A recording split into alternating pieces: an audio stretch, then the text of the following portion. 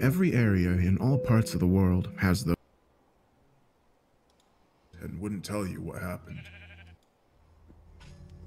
Something that stole that's I went to visit my dad not long ago. We have a good relationship. We just don't talk all that much.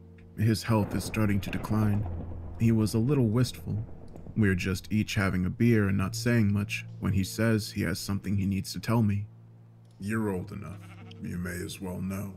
I didn't know what he was talking about, so I asked. Remember that time I got home from work real upset and wouldn't tell you what happened? I did remember. It was something I would never forget. He wasn't just upset, he was scared of something. I'd never seen Dad scared in my life until then. He was the kind of guy whose bar fights were town legends. I also remember he told me never to ask him about it, so I never did. What he told me disturbed me profoundly. I've been bothered by it ever since. I hope that recording this will help me deal with it. First, a little backstory. First incident. When I was really young, like 4 or 5, my dad and I lived in a cheap apartment building on the ground floor. I don't remember much about it. I know I didn't like it there. The kids weren't nice to play with, and they would steal my toys, and it was just a grimy area. But we were going through tough times, and it was what we could afford. Probably what I remember most about the place was how I would get woken up from my sleep every once in a while by flashing lights. I don't remember being too worried about it at first. I just assumed that there was lots of lights in that area. I was 5. I didn't know jack about meteorology. One night, my dad had my uncle and his wife over for a crab leg dinner. I remember it distinctly because it was the first time I'd ever eaten crab. While we were talking, I just casually mentioned the lightning last night. Dad said, "There was no lightning last night." I thought he was just clowning around, so I laughed and told him how the flashing lights woke me up. He and my uncle got serious. They asked me more questions about the lights. Nothing I recall exactly, but they decided I was probably seeing headlights from cars driving by, shining on the curtains. I guess I believed them, but after that, I'd always get nervous when the flashing lights would wake me up, because I knew it wasn't lightning anymore. A few times I called for Dad when it happened, but when he got to my room, there was nothing to see. He started telling me it was all in my head. We moved out of that apartment after a year or so when Dad's handyman business picked up. The flashing stopped when he left, so I came to believe that it was a combination of passing cars and my imagination. It wasn't something I ever gave much thought to again until recently. Second incident. One time I was helping my dad out on a job. This was a bigger job, rebuilding a whole house, so he had a few other guys working with us. Some of them I knew, and some I'd never seen before. I was used to it. It's what he always did on bigger jobs. I was sitting off on my own, eating my lunch and listening to my CD Walkman. Dad generally didn't eat lunch, he'd just get too into work, so he was still busy on site. Suddenly, I noticed a guy walking towards me from the general direction of the site. I didn't remember seeing this guy before, but he was making a beeline straight for me. He was an older guy, his head was shaved, and he was wearing a Ramones t-shirt. He sat down beside me, way too close, and didn't say a word. I took off my headphones because I didn't want to be rude, and said hi. He told me my dad was looking for me and that I should head back as soon as I finished my sandwich. That was the plan anyway, but I said that was fine. To make things less awkward, I said I liked the Ramones. He didn't seem to know who they even were. After sitting with me for a few moments longer while I ate my sandwich uncomfortably, he got up and started walking away. I was relieved. I started to put the headphones back on when he stopped suddenly. I don't know why, but it freaked me out. I froze. He turned around and fixed me with the most hateful stare I'd ever seen. I didn't know what it was like to be hated until then. It was like he wanted me dead. I remember thinking what I should do if he attacked me, but he didn't attack. He just shouted. "Someone's been sleeping in your bed, and I don't like it!" Then he stalked off, leaving me puzzled and terrified. It was probably 85 degrees out, but I was shivering. I put the rest of my sandwich away and went back to work. I asked my dad who that guy was a little later. He said he had no idea who I was talking about. I described the guy, and Dad said nobody like that even worked on the site. At the time, I figured it was just some weird drunk, but now it has a whole new meaning. Things I didn't catch before stand out, like my sandwich was in my box when the guy talked to me. How had he known what I brought for lunch? Dad's story. When I was 15, Dad was called out on a job some house away on the other side of the bay. In the town I grew up, you have two sides. One side of the bay has all the beaches and the mall. The other side has downtown and lots of woods. The apartment was on the beachy side, so the house he was called to was a quarter of the way to the next town on the woodsy side. So he showed up in his van with all his tools. The front yard was really overgrown. No vehicles in the driveway, except a rusting husk of what used to be a 70s model Chevy. The house was in pretty bad shape, but he went up to the front door. Before he knocked, he saw a note telling him to come right in and they'd be back soon. He didn't like going into someone's house without them there, because he didn't want to be accused of anything. But he'd driven so far, so he went ahead. He got to work on repairing some of the wood rot around the window frames. He'd been there for nearly an hour when he thought he heard someone. He went to check, and there was still no cars in the driveway, except for his van. Hello? He called. He heard what sounded like a door slam. Dad was not the kind of guy to get nervous. He was a local legend for his bar fights, like I said, but he told me he was starting to get creeped out, and that just pissed him off. So he started stomping around the house. He saw that the back door was open, leading into the overgrown backyard. He wondered if it was just the wind moving the door. He closed it and was going back into work when he decided just to look the place over, just in case. He looks around downstairs, there's nothing to see. The house is in bad shape, but it's furnished. The place is fairly clean and tidy. The electricity still works. Someone's definitely living there, just not able to keep the place up. He's pretty much satisfied his concerns, but he goes upstairs to look around anyway. Upstairs is much the same as down, clean and tidy, just in need of repairs. Something doesn't feel right about the place. Dad's never been much of an intuitive kind of guy, so those must have been some bad vibes. The last room at the end of the upstairs hall is closed. It's the only door that was closed. It's jammed in the frame somehow, but he gets it open. It's just a bedroom, all painted yellow with yellow furniture. He spots some wood rot around the window frames upstairs too. He was told there'd only be 3 windows to do, and this one made 4, but he checks it out. When he does, the sill just lifts right up, and there are papers and things stuffed between the walls. He's seen it all. It doesn't surprise him. He pulls the papers out because he plans to go ahead and do this window too, because he's like that. He wouldn't ask for money. He just wanted the whole job done. When he pulls the papers out, he sees it's mostly photographs. Dad's big on privacy. He just happened to see the photographs, and he knew he was looking at something bad. He started flipping through them. They were all pretty much the same. The back of each picture is dated, but every one of them was a picture of a little boy sleeping.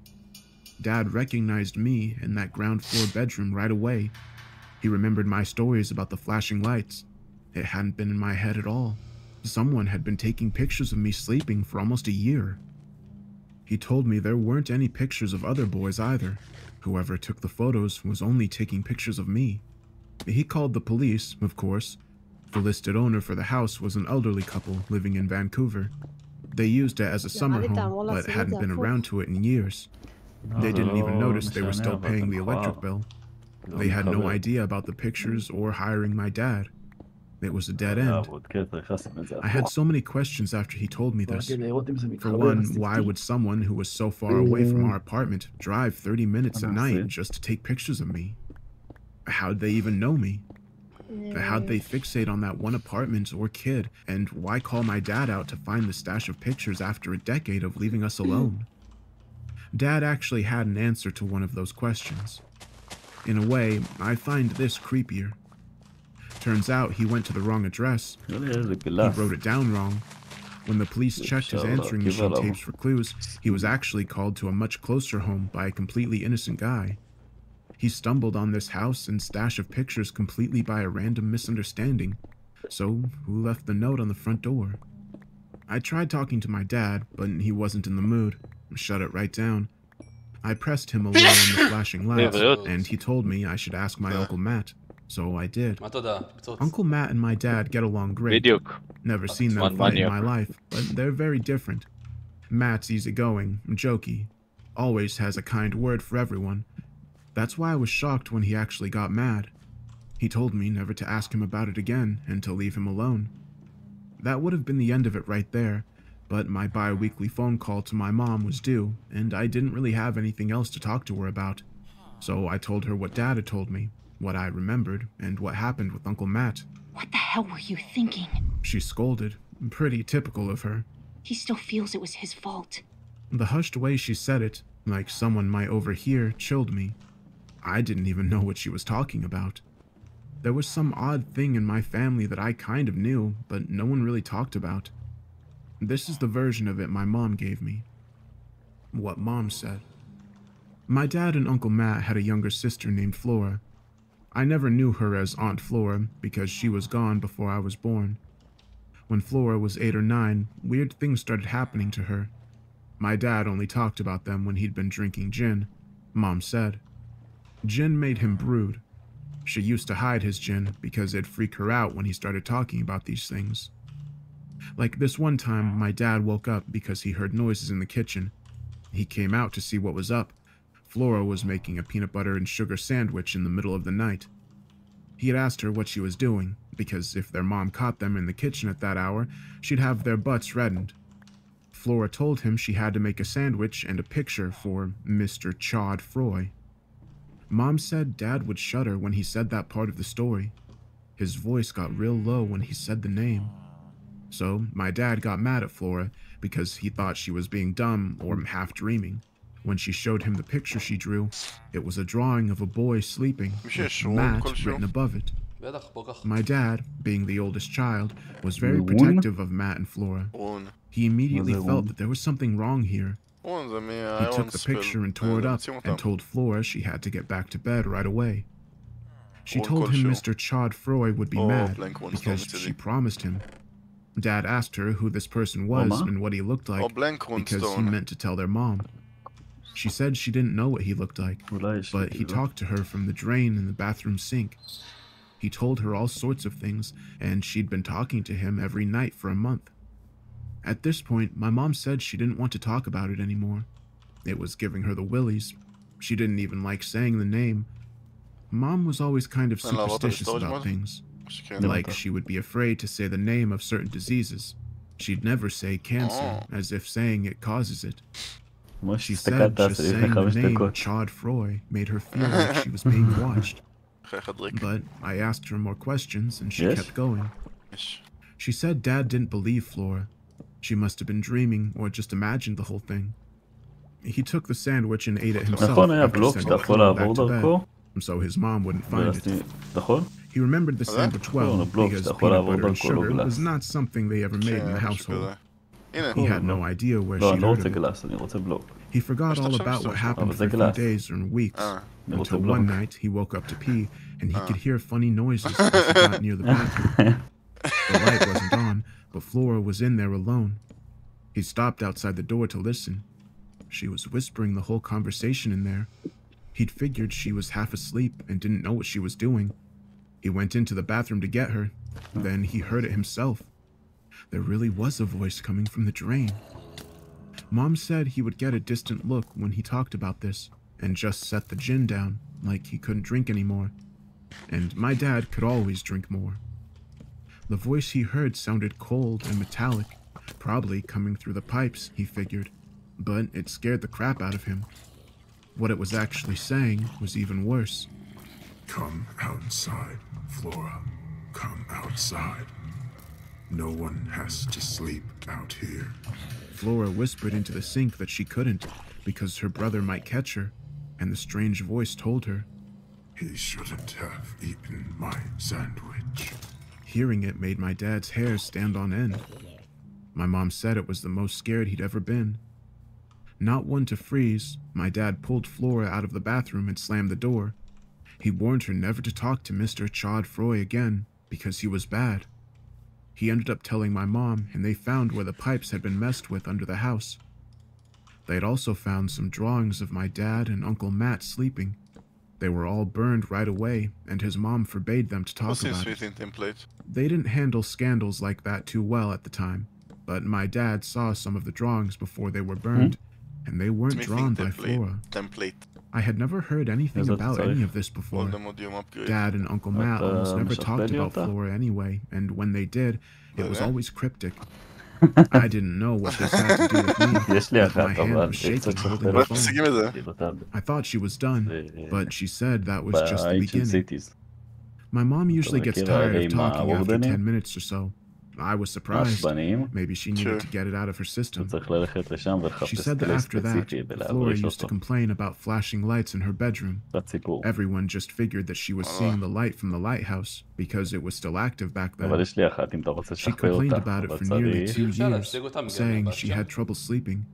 Her mom got sick of it and put thicker curtains in her bedroom, and she kept complaining. She ended up getting her a sleeping mask. Problem solved. Not long after this, Dad, Matt, and Flora went to a friend's house to hang out because he had a record player and his parents would get him any records he wanted. They'd all just listen to music together. She left to go home before Dad and Matt did, but she never made it home. They never found her body. They never found her body. In theory, she could still be alive, but nobody really believes that. Mom thinks Dad and Uncle Matt always felt personally responsible for it, because if they just left with her, she might still be alive. My mom figures that's why the flashing lights thing upset Dad and Uncle Matt so much, and I guess I was opening old wounds by asking about it. At the same time, I find it really spooky that the same thing would happen to both me and Flora, and upsetting that it wasn't taken more seriously when it happened to me. I also felt really bad about hurting Uncle Matt. I visited him the next day to apologize. I told him my mom explained everything, and I really had no idea. He wasn't mad anymore. Actually, he apologized to me too, because he said I deserved to know what Uncle Matt said. He said that there was a little bit more to it than my mom described. A week before she disappeared, Flora had started complaining about the flashing lights again. They figured she was forgetting to put on her mask, or it had been in her head the whole time. Then, a day or two before she disappeared, he couldn't remember, she woke up and the mask was gone. She couldn't find it anywhere. They figured she just didn't want to wear it anymore, but now he wasn't so sure. Another weird thing around the same time was that they found footprints in the snow outside of the house. It had snowed almost 3 feet overnight. Those footprints lead out of the woods behind the house and went straight to Flora's window. The thing Uncle Matt said creeped him out the most was that the footprints at the window didn't face the window. They faced back towards the woods, where there was nothing but trees. For the footprints not to have been covered in by snow, someone had to have walked to Flora's bedroom window sometime after midnight and stood there staring into the woods in a blizzard. Strangely, he said they never really worried about it much. Everyone knew everyone there. It just stands out in hindsight. The day she disappeared, they got a call from Timmy Jean, the boy with the records, telling them he got a new one. Uncle Matt said Timmy was only a child. He thought the records were how Timmy's parents got him off their hands and made him some friends. So he was normally really excited when he got a record to share. This day, he sounded flat, emotionless. Matt had to ask if he was even speaking to Timmy, and the whole time, Uncle Matt felt like someone else was listening in. He could hear a strange sound in the background that wasn't quite breathing. It was like someone saying, yeah, really softly. Around this time, where Dad and Uncle Matt grew up, the phone lines were all what they called party lines.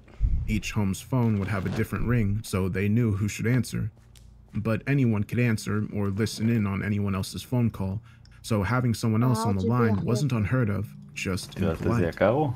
They went to Timmy's, but when they arrived, Timmy said he didn't call them, and he didn't even have a new album. Uncle Matt and Dad decided to hang out with Timmy and listen to some of the old albums anyway, but Flora was really disappointed and wanted to go home, so she left alone. He remembered thinking it was too bad that she left, because they found her sleep mask in Timmy's room. That was the last time they ever saw her, Uncle Matt said. He was trying hard not to tear up. He said he remembered it like it was yesterday. Her little brown shoes, bows in her hair, and, he said, an oversized Ramones t-shirt they found during the trip in the city. It was her favorite band. I felt an awful pit in my stomach when he said that. I don't think I'd ever mentioned the details about the Ramones t-shirt before. Not that Uncle Matt would pull my leg on something like this. I guess it could have been a coincidence. A lot of people like the Ramones, but I'd never felt so unsettled in my life. I told him about the guy in the Ramones shirt. He told me just to drop it, because it was a long time ago. That was all he had to say. There was a lot of what Uncle Matt said that I find strange, like how unconcerned he seemed that Tommy hadn't made the phone call, or the sleeping mask. I'm gonna be visiting my dad tomorrow for Thanksgiving. I'm going to bring 2 bottles of gin and see where the conversation goes.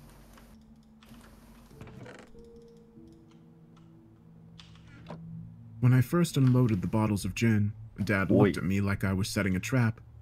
In a way, I guess I was. I wonder if he knew what I was up to. I know at least he hadn't talked to Mom. They still hate each other. But Dad's a man's man and doesn't turn down a drink. I kept waiting for the opportunity to start asking questions, but it never felt right. It turns out I didn't have to. Dad asked me if Uncle Matt talked. I told him he had, but there was a lot that didn't make sense. Get used to it, was his answer. I was starting to get upset with all the secrecy. We'd always been a family of straight talkers, or that's how we thought of ourselves. I didn't see why this was suddenly changing. So I asked him why he wasn't more alarmed by the flashing lights in my room when the same thing happened to his little sister, or why he didn't immediately think I was in danger when he found those pictures of me. Why didn't he do anything? He told me he did more than I'll ever know, that I was typical of my video game generation, and to go ahead and have another drink, because it's Thanksgiving. I did, but I wasn't feeling very thankful. After sitting in silence for a while, which is pretty typical for us actually, he said, "Never liked that little rat." I just waited for him to elaborate. Dad talks at his own pace. "Timmy Jean, I mean," he said. I hadn't expected him to say anything about Timmy. He was about as peripheral to what happened as I could imagine, but Dad had a lot to say about him. About Timmy. Dad said Timmy wasn't really a bad kid. He was just strange and pale and weak. Most other kids didn't like him. His parents didn't even seem to like him. Even the kids who did like him didn't really like him. The general opinion was that Timmy's parents were always gone, although it was hard to tell whether they were home or not. They kept to themselves. Rumors went around that they were brother and sister. One thing that can be certain was that they'd inherited money. Unlike everyone else, they didn't keep any livestock. They just bought everything from the general store for Timmy and disappeared. Dad said today it'd be called neglect, but people watched out for each other back then. One thing that always struck Dad as peculiar was how when they wanted Timmy to do something other than listen to records, like go play Kick the Can, he'd say he was going to ask his parents. And none of them had ever seen or heard his parents in the house, so they were surprised. But Timmy would go into this one room, close the door behind him, and they'd hear him talking to someone in there. He'd come out and tell them that he had to stay put. This happened a few times, he said. Not that they invited Timmy Jean out all that much. Another thing he didn't like about Timmy was he'd do strange things. Sometimes he seemed pretty normal, then he'd just change like that. This one time, they were listening to some new music he had. He turned it off and told them he'd learned a new song and dance. Dad wasn't interested, thinking it was childish, but Flora and Matt wanted to see. Timmy started walking backwards in circles, shaking like he was freezing, and making shrieking sounds. It was annoying the hell out of Dad, so he told Timmy to cut it out, but Timmy kept doing it. Dad had never seen Timmy show any emotion other than excitement over his records. When he was doing this dance, he looked downright hateful. Flora started crying, and Matt looked pretty scared too. Dad never had patience for stupidity. He grabbed Timmy by the shoulders. He said he remembered how Timmy felt. His skin was cold and jelly-like, and he could feel his small shoulder bones like they weren't covered at all. He shook Timmy until he stopped and was back to normal. Timmy started playing the record again like nothing had happened. Dad said they left because Flora was too upset. It was after this, Dad said, that he went to get Timmy for something. He couldn't remember what, and Timmy wasn't home. That was weird in itself, but Dad went inside to look for him just in case. He couldn't find him, so he decided he'd just ask Timmy's parents where he'd gone. He opened the door to the room Timmy always went into. No! The room was kept really dark. They could never see anything when Timmy slipped inside. Now, he knew why. It wasn't a bedroom at all. It was just a closet. There was a cushion thrown on the floor, some bread crusts, and a piece of paper. Dad said he'd seen enough. He closed the door and got out, and never went back to Timmy's again, because when Timmy would go in that room, they wouldn't just hear Timmy talking. They'd heard someone talking to him. I'd already drank more gin than I should have, but this still sent shivers through me. But I thought of something. I asked Dad if this happened after Flora disappeared. He said no. So I said, how was it that he was at Timmy's the day Flora disappeared? Your Uncle Matt doesn't always remember things right. He said. He gave me a stern stare straight when he said this, like it was something I should keep in my mind to the end of my days. I know Dad's looks very well. About Uncle Matt. He said Matt came up to him that day and said that they had a call from Timmy to come over and listen to the new records. He'd heard the call come in, and that was nothing strange, but he never went with them to Timmy's. He went to the general store to pick up a present for Betty Coffin, a girl he fancied, and Matt and Flora went to Timmy's by themselves. When he was at the general store, he remembered being surprised to see Timmy in there, just picking up some food with a big wad of bills. He'd never seen that much money in one place in his whole life, so he wasn't likely to forget it. He told Timmy hello, but Timmy just paid for his food and walked out with his food and his bills. And Flora never came home from Timmy's that day. That's all I know about it, he said. I told him Uncle Matt said he was listening to music with him and Timmy when Flora left on her own. Who was he listening to music with then? It wasn't Timmy, was all Dad said. It was so eerily matter-of-fact. I took another shot of gin right there. I hoped it stopped me from shaking. When I looked at Dad, he was staring down with a sad resignation I'd never seen on him before. My dad could drink me under the table 10 times over, so after the last shot, he had to put me to bed on his couch. That was the end of our talk. Lying there on the couch, I suddenly remembered something from way back, when my family would go down to the beach. We'd all sit around the fire, the adults would drink and tell stories about growing up in that hamlet, and the kids would roast marshmallows and shiver listening to these stories. There were true stories and ghost stories all mixed together. These were the only occasions where I ever heard them talk about Flora before. After what my dad said, I remembered a story Uncle Matt told. He said he and Flora would go for these long walks in the woods together. My dad used to go with them, since he was expected to watch them, but once he hit his teenage years, he got more interested in girls than babysitting. They decided to go back in the woods behind Hyman's general store. There are no trails or anything, they just pick a spot and went into the woods. You can go back for miles and miles into just pure woods. It's all national parkland today. Normally, they'd walk for about 30 minutes or an hour. Dad would always have them walk parallel to the edge of the woods. Without Dad, they just kept going deeper. They'd been walking into the woods for well over an hour, or at least he thinks it was. Flora wanted to turn back by this point, but Matt wanted to keep going deeper. She followed him because she was scared to go off alone, but she got upset and said she was going to go back on her own. He told her that that's fine and don't get lost. Uncle Matt said she wasn't gone 30 seconds when he felt her tugging at his arm. He got mad because he thought she was bugging him to go with her, but when he looked, she was pointing at something behind him.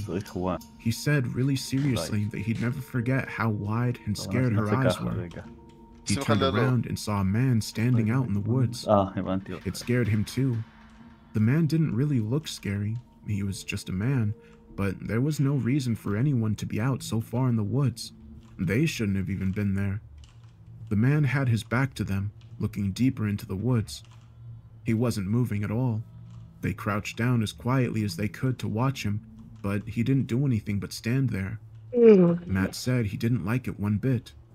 He felt there was something really wrong about what was going on.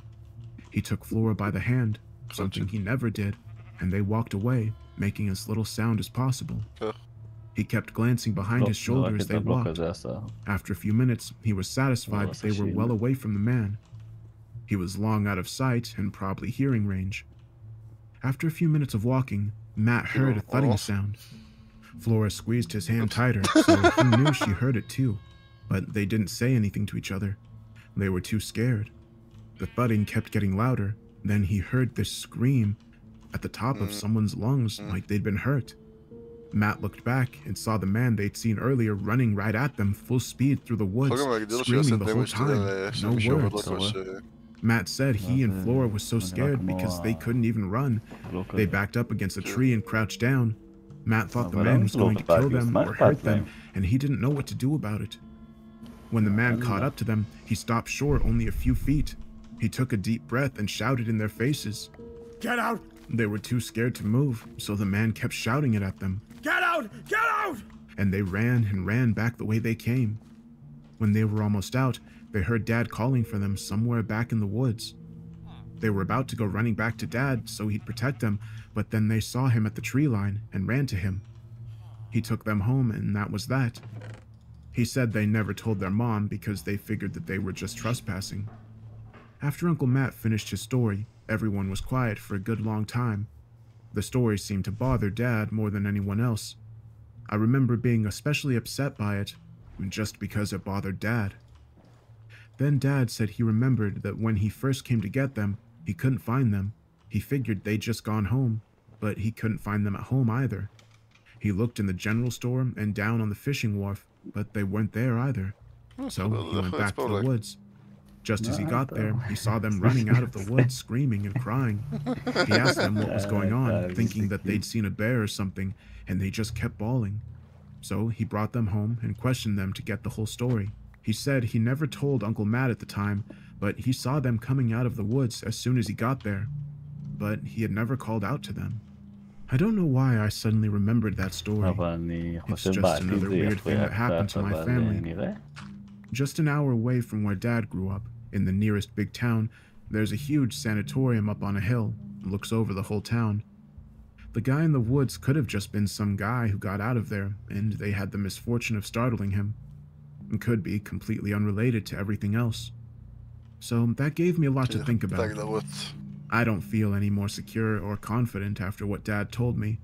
If anything, I'm more confused and unsettled than before. The last several days have been a strange ride, but I know there's no way I can let it go now. I'll try to find out more, and I'll continue sharing what I can. I managed to find out more about Timmy. I had to hit up people I haven't spoken to in a long time, or barely know at all, but I eventually hit a few relatives who knew more than I ever expected to find out. Before I share what I learned about Timmy, though, I've been asked in the comments how I can keep such a level head while I keep uncovering these weird incidents. I guess it's because it's distant. I shake and shiver and feel dread when I'm hearing about or remembering these events, but it's still way back there. Even my dad finding the pictures in that house happened years ago. That's been changing lately. Little things have been happening that have been making me feel uneasy. For one, my mom has called me twice since Thanksgiving. I know this isn't overtly creepy, but we normally talk once every 2 weeks. On top of that, she hasn't been herself. She's been trailing off, going silent for long periods of time, and sometimes it's like there's an echo when she speaks. I started wondering if someone's tapping into our conversations, like with a baby monitor or something. And she's been saying strange things. For instance, after being quiet for a while, she said, "It's lonely down here." I asked her what she meant by down here, since she didn't live any farther south than me. She just said in a tone so flat that I could have been reading it, "You should come. It's wonderful down below." She changed the subject right after and seemed normal after that. My first instinct was to worry she was depressed or something, but I don't know. The last thing she said was if I hear anything strange about her, to not believe it. I've also been receiving other phone calls. They started a little before Thanksgiving. First call was an instant hang-up. The next time, just silence. Each time after that, I'd hear sounds. Cars going by, walking, wind blowing. The kind of sounds you'd hear from a butt dial. But they were distorted, almost like someone was imitating the sounds with their mouth. Last night, it changed. There was a voice. The voice had a tinny, metallic sound, and that same echo as when Mom called. The combination made the voice sound inhuman and evil. The words weren't sinister at all, but the way they were said made it sound like I was in danger for the first time since I started this investigation. The first time, all he said was, "I'm on my way." I tried to answer wrong number back, but whoever it was had already hung up. I got a call a little later, and the same voice said, "I'll be there soon." This time, he didn't hang up right away, so I said he had the wrong number. A moment after I said this, he hung up. On the third call, he said, "I can see your house now," and again hung up immediately. I kept waiting for another call any minute, but after a few hours, I relaxed. I figured it really was a wrong number, and they figured it out. I mean, given the last 2 weeks, I had every reason to be a little jumpy. I get about halfway through an episode of Gotham on the DVR before the phone rang again. I don't say anything immediately, neither does he. After a minute or so, he says, "I'm right outside." As soon as he said that, I heard a noise at the front door. I don't know if I've ever been so scared in my life. I don't have any firearms, but I do have a machete, so I grabbed it and went to the front door. I opened it, ready for that hateful face from the building site, or worse, but my dad was there actually. He asked what the machete was for, and I asked him what brought him out to my house so late. It was a long drive, and Dad rarely visits. He got pretty irritated about that. He opened his flip phone and showed me a text apparently from me. In the text, I asked him to come out immediately. "It's an emergency," it said. I didn't send him that text. I didn't send him any text. I've never lied to Dad before, and that carries weight. He believed me. To be honest, though, I was glad he was there at just that moment. We had a drink together, and he said he was going to get back home. I asked him a few questions about Timmy before he left. He didn't much want to talk about it, but this is what he said. After Flora disappeared, Dad and Matt were expressly forbidden to have anything to do with Timmy. For Dad, that suited him just fine. Dad nevertheless told his mom that Timmy couldn't have been responsible, since he'd just seen him at Hyman's general store. His mom said there had always been something wrong with that boy, and she felt that if Flora hadn't gone to his home that day, then she'd still be alive. While Dad and Matt hoped she was still alive, their mom never really believed she was. She said she saw a dove fly into the house the day after Flora disappeared, but when she chased after it, she couldn't find it anywhere. Dad said it was just grief, and these kind of supernatural beliefs were common then. I tend to agree. Timmy made no effort to reach out to Dad or Matt either. He started keeping to himself after Flora disappeared. They'd sometimes see him by himself at Hyman's, buying lots of food, more than any one boy should require. They never talked. Suspicions about Timmy and concerns about his missing parents grew. The police had looked around Timmy's house a little, since it was where Flora was last seen, and found nothing. But now, they were asked to search the house. They wouldn't say what was wrong, or what they found in there. The rumor was, Timmy's parents hadn't been there in a long time, and that the police had come out of the house pale and upset. Some towns always have rumors. Hard to say if they're true or false. Timmy was placed with some distant relatives in a larger town an hour away. They said he was strange, and they didn't like him. He was always up and walking around at night. Sometimes he'd stop over the vents in the floor and just stare into them. After he'd been there for a little bit, they started to hear him talking to himself in the middle of the night. They'd come up to him to see what he was doing, and there was no one else around. They started watching him. They noticed he only did this when he was standing over the air vents. They even found him crouching down over one once. This girl, a third cousin of him, said it still creeped her out because she knew she heard someone answering him one night. Those vents couldn't have been more than a foot and a half wide, she said, but she heard a man's voice coming up with the air. She couldn't make out what was being said, but she heard laughter that made her run and hide under her covers. She said she thinks part of it may have been a dream, but she always swore she saw a finger poking out from the vent too. She told her parents, but they said stop making up stories and that he'd been through a lot. Her sister said sometimes Tommy would walk out into the woods and just stand there, staring into them. They asked him why he did that. He said he was waiting to be taken. He went farther into the woods when she tried to talk to him more. One time, the girl said, she heard him talking into the air vents like the usual. She was tired, and it was upsetting her, so she went to get her parents and have him sent to bed. On her way, she noticed Tommy was still sound asleep in his room. The talking had been coming up from the vent all on its own. They said Timmy would sometimes steal food from the house and take it into the woods. When he was caught, he said he had a treehouse, but they never saw if it existed. They'd sometimes wake up and find him staring at them in the middle of the night. They'd had to start locking their doors. They would whine to their parents to send him away all the time, but they were careful not to do it when Timmy was around, because despite everything, they didn't want to be mean. One night, he asked them why they wanted him sent away. They couldn't figure out how he'd heard. He was living with them for nearly 6 months when something happened that changed him. They didn't know what it was, but he stopped all the weird behavior all at once. He wouldn't talk to anyone, he hardly ate, and then one day, he just ran away. He's been a missing person ever since. His parents never turned up to look for him. There was no evidence either way, so the case went nowhere.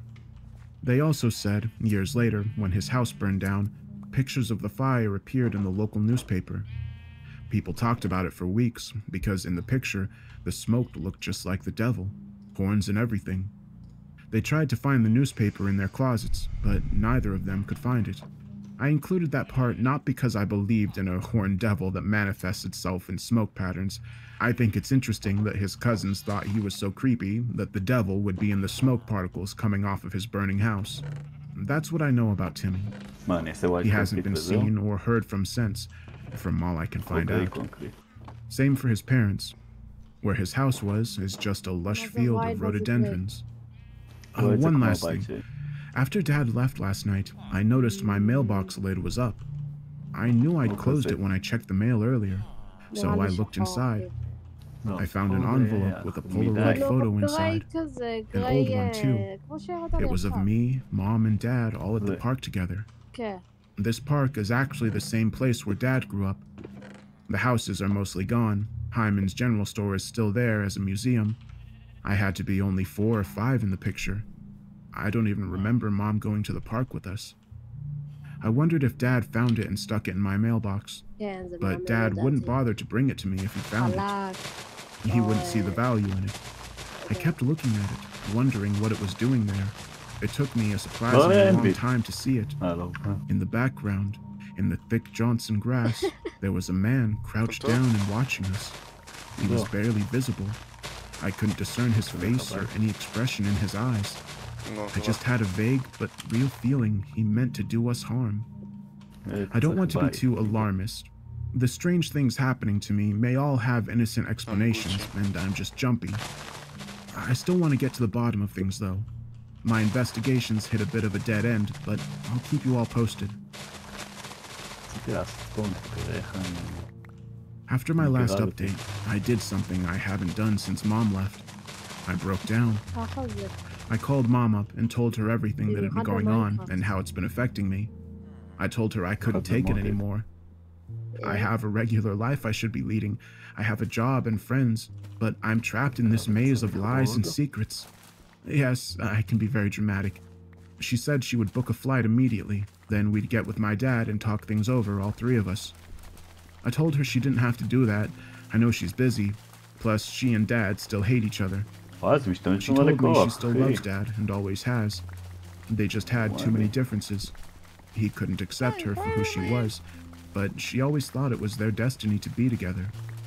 Her happiness in life was the hope that we'd all be a family, like we should be. I don't know if she was just saying this to make me feel better. It did make me feel better. It also felt weird hearing Mom talk like this. She was never the most emotional person. I thought that's why she was a good fit for Dad, because you have to be thick-skinned to be around him. She said she'd see me soon to put an end to this, and she said, I hope your dad makes the right choice. I wondered what she was referring to, but she was gone before I could ask. I called up Dad right away to let him know, because her flight couldn't take longer than 4 or 5 hours. She'd be arriving in time for dinner. As expected, this wasn't welcome news to him, but not for the reasons I expected. Turns out he's been getting reacquainted with Betty Coffin. I said that seems like a strange coincidence, but not at all. Telling the story reminded him of her. Curves, son. Is how he described her. She'd sent him a message a while back telling him she'd gotten back into town. He'd just been too busy to write her back, and then he forgot. So happened they'd made dinner plans that evening. He'd be going to her place. Dad hadn't really bothered much with relationships after he and Mom divorced. He'd tried. Every so often he'd meet a woman he really liked and seemed to like him, well enough to introduce her to me. Something would always happen that scared them away. He used to joke that he was cursed. I think he probably internalized that. It was pretty much never his fault, though. Sonia accused him of calling her in the middle of the night and telling her weird things. I overheard the fight. One of the things was, you'd be so much better without bones, and that he'd kept calling her jellyfish. I know Dad wouldn't do that. He would never think of something so surreal in a million years, but she believed it was him. Andrea said she started noticing things in her house would move while she was asleep, and it only started when she started seeing Dad. Her CD collection in particular. She also said one night she woke up because she heard Dad get up and go to the kitchen. She looked out into the kitchen and saw him staring into the fridge. She started drifting back to sleep again when she heard more noise. The fridge door was still open, but she couldn't see him anymore. This got her mad, so she shouted for him to keep it down and close the fridge door. That's when Dad said, "What the hell is going on?" He was still lying in bed right beside her. She wouldn't have anything to do with him after that. Parker was my favorite of all Dad's girlfriends. She was a tomboy type. She loved camping, and she traveled a lot. So I'd heard all about different countries from her. She also talked about strange things happening while with Dad, like hearing him talk to her when he wasn't in the house, but she didn't let it get to her. They were together for a while. One night she had an accident while driving out into a remote stretch that leads into a dinky copper mining town nearby. She died a day later in the hospital from complications. It didn't seem important at the time, but now I remember Dad wondering why she'd been driving out that way anyway, and her sister yelling at Dad that he'd told Parker to meet him out there. There were other incidents. I probably don't know about them, but this is one. Back when I got Dad set up on ICQ in like 2000 or something, he started talking to this chick. She said he hit him up. He was a two-finger typer, so I imagine it took a while to bang out messages. After he got interested enough to ask for pictures, she sent him a zip file full of them. All pictures of himself with a black silhouette, Microsoft painted into the shot. I traced the account as best I could, and it got to an address, the general store out in the national park. He just wanted to drop it, and we did. Anyway, with so much bad luck and love, I guess I was happy for him. He shouldn't be alone forever. It was just awful timing. I wondered if he was even putting her in danger by dating her, but I couldn't tell him that. I told him I'd deal with Mom and he could have his date. While I waited around for Mom to call and let me know she'd arrived, I decided to search my house for holes, bedding, and such. I don't think that's paranoia at this point, but there were no holes under the bed, no nests in the closet. The plumbing seemed secure, and the vents blew air smoothly. Then, I noticed the fridge didn't look straight. I actually thought I was being ridiculous, so I tried to distract myself. I ended up pulling it out anyway. I never believed anything would be there, but there it was, a little hole, just big enough for a child to squeeze into. I got a flashlight and my machete. I was so sure someone's hands would grab me the moment I put my head in. No one was in there though. The space was only wide enough for a very slim man to stand very stiff, and I don't see any holes in the wall where he could look into the next room, my bedroom. He would have just been standing there staring into darkness behind my fridge. And what would be the point? I kept wondering. Then I saw the doll. It was made out of twigs and had my face on it. Just looking at it made me uncomfortable. I refused to touch it. Call me superstitious, but it felt unnatural. I'd only made that discovery when I saw another doll behind it, bigger, and seeming to watch the smaller doll. Its face was a picture of someone who just looked evil. I don't know what evil should really look like. I just know this face made me feel like evil was there. I've learned my lesson. I immediately called the police and requested Detective Kirby. When he got on the line, before I had a chance to speak, he asked me if I was okay and if I was alone. I answered yes to both questions. As far as I know, but I wanted to know why.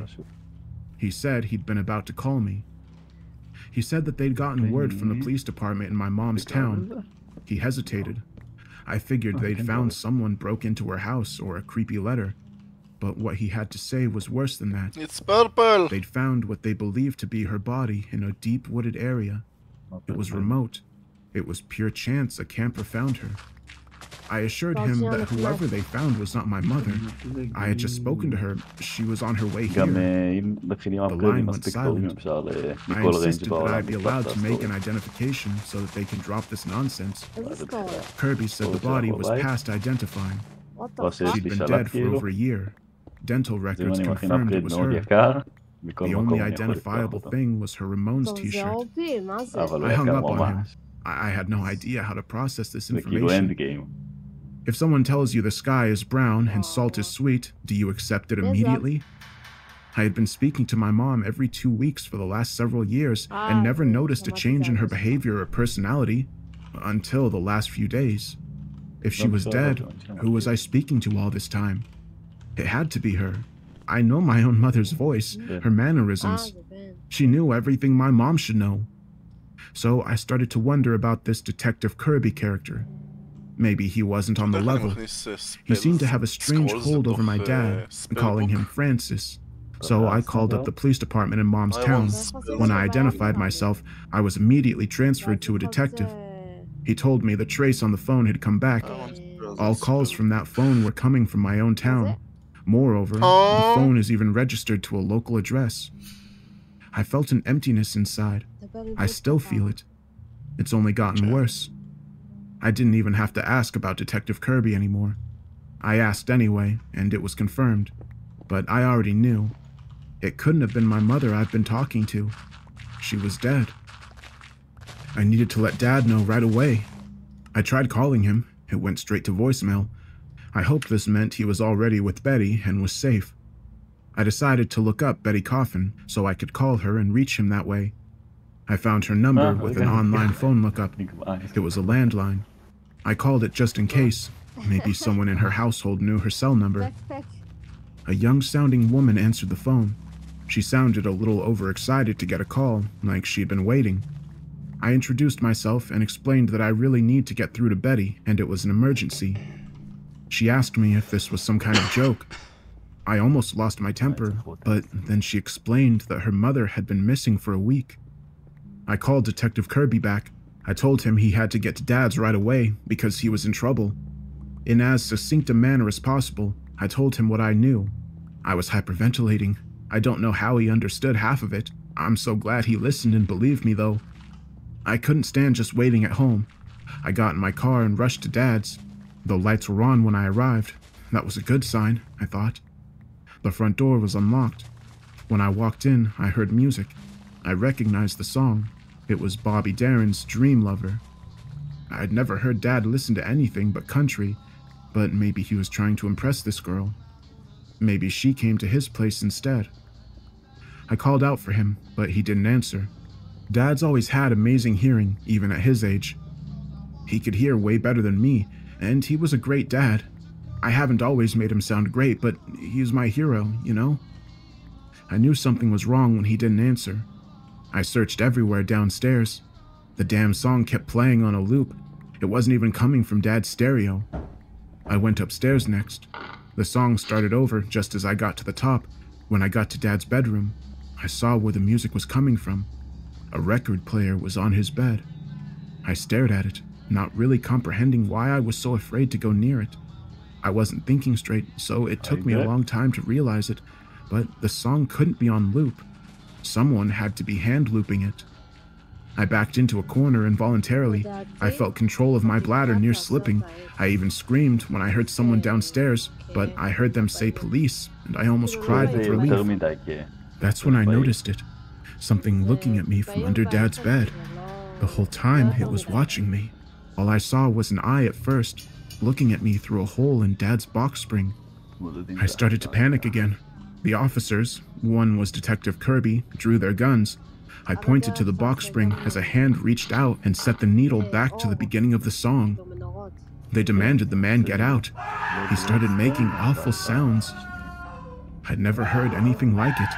Cold chills swept over me like only once before. They finally dug him out. It was the man I'd seen at the building site, the weirdo that shouted at me, the same one that gave me chills before. He was wearing a dress and a wig with some smeared makeup and a bloodied nose, but it was the same man. I could barely stand to look at him, but he wouldn't stop staring at me.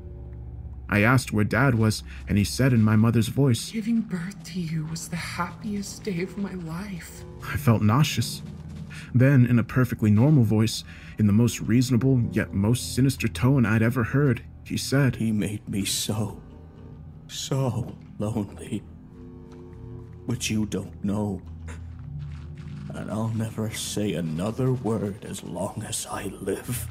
They took him away, so fast it was like a dream. Detective Kirby took me with him. I was the last to go home and rest.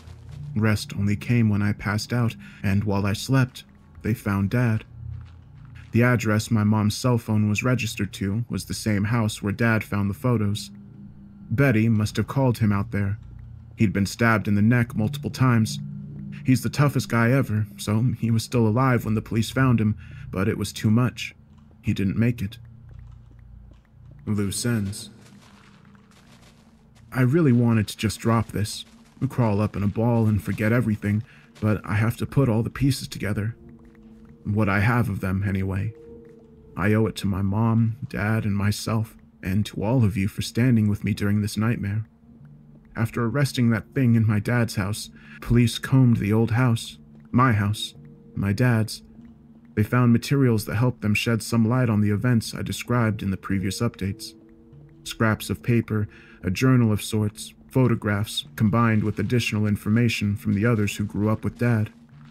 What I want to do here is give you each little piece of information. We've all had enough mystery. I want to give you the whole story, and by the whole story, I mean how I think it all fits together. It may not be 100% correct, but I wouldn't be sharing it if I didn't think it was pretty close. So let's start at the beginning. A schizophrenic was released from the sanatorium, really an asylum. He wandered the woods until he had some kind of episode back there. He came out in the little town of Grand Grieve. Chad Froy, since I have no other name for him. He went around convincing children to bring him food, like the peanut butter and sugar sandwiches. When he met Tommy, he even got a place to stay. Chad and Tommy skulked around together. He got sandwiches, and Timmy was interested in other things. In particular, the family that lived a few houses down. They were the only kids around that would hang out with him. He particularly liked Dad. Dad was handsome, tall, and athletic. He got Chad to ask Flora for more sandwiches. He wanted to see Dad and Matt sleeping. When Timmy's parents found he'd allowed a hobo to squat in their house, though, they got mad. They never beat Tommy, they just yelled at him. They tried to kick Chad out, so Chad and Timmy killed his parents. Police first found the bloodstains in the house and then the bodies beneath it. With his parents' camera, Timmy started snapping photos of Dad, Matt, and Flora while they slept. Flora noticed the light. She was just a light sleeper, apparently. This didn't stop Timmy. He kept taking pictures for over a year. Finally, one night, Flora caught him.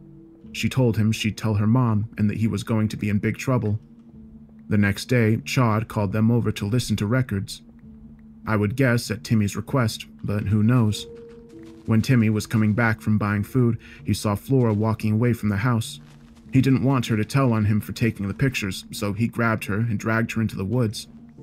He didn't kill her right away. In all the photos they found hidden in that house, there was one faded photo of a teen girl. It was Flora, I'm sure of it. In the photo, she was in some sort of cabin. She wasn't tied up, but she looked so unhappy. The whole cabin seemed tinged with unhappiness. It was an awful-looking place. She was 12 when she disappeared, so she was kept somewhere after her kidnapping, somewhere no one ever thought to look for her. Only Timmy and Chad knew where she was, probably where Chad hid while the police looked for him. After Timmy thought it was safe for Chad to come out, my dad was first in finding him and was involved in the man's murder. That much was confirmed for me by Detective Kirby. Timmy was already at his cousin's house by this time. He'd been taken as soon as his parents were found, so wherever Flora was kept, she was left alone once Chad died. While he was at his cousin's, I think Timmy had a psychotic break. Chad really was his whole world. He'd drawn Timmy into his illusions. He'd talked to what he thought was Chad in the vents and in the woods, but I don't think anyone was there. No fingers poked out of the vents, because if it wasn't all in Timmy's head, who was that? After some time with the cousins, who didn't even like him, he ran away. He probably had money stashed somewhere, or maybe he just became a beggar. My dad, on the other hand, grew up and moved on. He met a beautiful gymnast and married her. That's where I come in. We were a reasonably happy family from what I understand, until something happened that made Mom and Dad resent each other. They divorced. Dad fought like hell for custody, and Mom went back west where she'd originally come from. Not long after Mom was out of the picture, I started seeing the flashing lights. When I told Dad and Uncle Matt, it terrified them. The possibility that I could end up disappearing like Flora is just about the only thing that could terrify my dad. What I never knew is that after I told them about the lights, they went out to the park together while I stayed with Uncle Matt's wife. They spent all day looking for the place they'd buried Chad, but they found it, and they dug him up to make sure he was really dead. That's why Dad was so insistent the lights were just in my head or passing cars, because the guy they believed was behind Flora's abduction was dead and buried. They had to believe it was him behind it, because if they didn't, they'd murdered an innocent man. Since this man probably murdered Timmy's parents, he wasn't that innocent, but they didn't know that. Years later, when Dad found the pictures of me in that house, he knew he'd been wrong. Whoever it was, he figured, was the same person taking pictures of Flora. They murdered the wrong person, and I was in danger. He went out looking for anyone suspicious, roughed up a few guys, but nothing came of it. What I think happened is that Timmy was still obsessed with Dad. He did something to sabotage Mom and Dad's marriage. Then when Mom was out of the picture, he inserted himself into the family in the only way he knew how, by sneaking pictures of me while I was asleep. I believe Timmy must have had our phones and homes bugged. He'd adapted to being a shadow in our lives. Maybe he'd imagined he was something more. After a while, this wasn't enough to satisfy him anymore. He murdered my mother and pretended to be her for a year. I think this gave him what he really wanted, to be my dad's wife and my mother. His obsession with my dad wasn't just admiration. He was in love with him. He resented my mom, hated her even, for taking what he believed was his. He wasn't taking my pictures because he wanted to scare me or abduct me. He thought he was being motherly. He drew pictures of himself nursing me and Dad smiling behind, and whenever Dad found a new girl he was interested in, Timmy had to take her out of the picture like a jealous wife. He believed his delusions sometimes. When I let him and Mom know I was investigating these events, I think it made him feel more important in our lives. I think it also threatened him. Becoming aware of him was ruining his illusion that he wasn't really my mom. That's when he started acting out. That's when he talked to me as Mom, telling me Dad had to make a choice. I think he expected Dad to see him as Mom and fall in love. Betty Coffin's body was found. He killed her just to seduce my dad into meeting him. The choice was between Betty or Mom. Because Dad chose Betty, he killed him. He ran back to Dad's house and into the box spring, where he'd been living for a few weeks. The music, the makeup, and dress was all supposed to be for Dad's reunion with Mom, if he'd chosen her. I wish I hadn't encouraged Dad to go on that date. If I hadn't, he might still be alive. The whole thing is so stupid. Insanity, obsession, and loneliness, all unprovoked by us. I hate him and want him to rot, but then I don't even know why. He really was just crazy. Kicker. I recorded all of this feeling real sure of myself last night. It was therapeutic, at least. I needed to put it all in some sort of order. This morning, I got news that just shakes it all up. While everything I said is, in a way, still true, there's one very important part that's wrong. A part that makes a lot of it make no sense at all. Detective Kirby told me they weren't able to identify the man they'd caught at Dad's home. However, they could positively state who he wasn't. This man was not Timmy Jean. Timmy is a resident at a group home over 300 miles away, where he's been for the past 4 years. He's practically a shut-in, Kirby says. He never goes anywhere, ever. The man they arrested had no identification. His prints aren't in the system, no dental records, nothing, and he's so far stuck to his promise. Hasn't spoken since last night. Other prisoners avoid him like they're afraid. They won't say why, just that there's something wrong. And they're right. One last thing. The last thing I want to leave you all with is a strange story I heard from an old friend at Dad's. Dad's friend is a ranger at the national park where Dad's town used to be. He said over the years he's heard odd stories about things deep in the woods, but one, from not too long ago, stands out, and he felt the urge to tell it to me. I have no idea why, and I can't say it connects to anything else. It's nothing to do with my family or Timmy, it just feels like it fits somehow. A couple from out of town was in the area to do some hiking. The park connects to the Appalachian Trail, so lots of experienced hikers come through. They decided to do a little off-trail hiking. As mentioned before, there are miles of untouched woods back there, so they had plenty of room for exploring. After hours in the woods, they realized their compass wasn't working at all. Their phones had no signal, of course. They were lost. That deep in the woods are pretty dense, and the sun was starting to set. They were experienced enough to have adequate water, rations, and camping gear, so they didn't panic, but they kept walking, hoping to make it to a road or ranger's camp. When it got too dark to see, they started to set up camp. That's when the girl tells her boyfriend she can see a light. He looks and sees it. It looks like artificial light. They weren't sure if they were still deep in the woods or not, but it felt eerie. They walked carefully toward it, using an emergency flashlight. They couldn't hear any traffic as they got near and saw no other lights.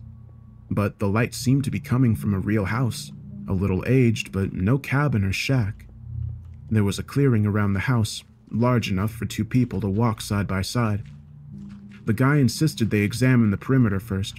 His girlfriend thought he was being ridiculous, but he told her that he had a bad feeling about the place. She thought the woods at night was just making him jumpy. Still, she went along. Shingled roof, wood-sided walls, curtained windows, and even a front porch. What they couldn't find was a road, or even a path or trail, nothing but woods. The woods surrounded the circumference as densely as any part of the forest. That didn't sit right at all. But they needed help. They knocked on the only door. An older man answered the door pretty quickly. He looked well-groomed, dressed in a nice shirt and pullover sweater. Evening, strangers, he says, like it was no big deal. The boyfriend apologized for bothering him and explained how they'd been wandering the woods all day and his house was the first thing they found. The man was understanding. He invited them inside and seated them in his living room. It was nicely decorated and toasty inside. They didn't even notice her at first, but there was a woman seated in the corner of the room. She didn't say anything, but nodded politely to them when noticed. The guy and the girl exchanged glances. They felt horribly uncomfortable. The man returned to the living room with a tray of tea.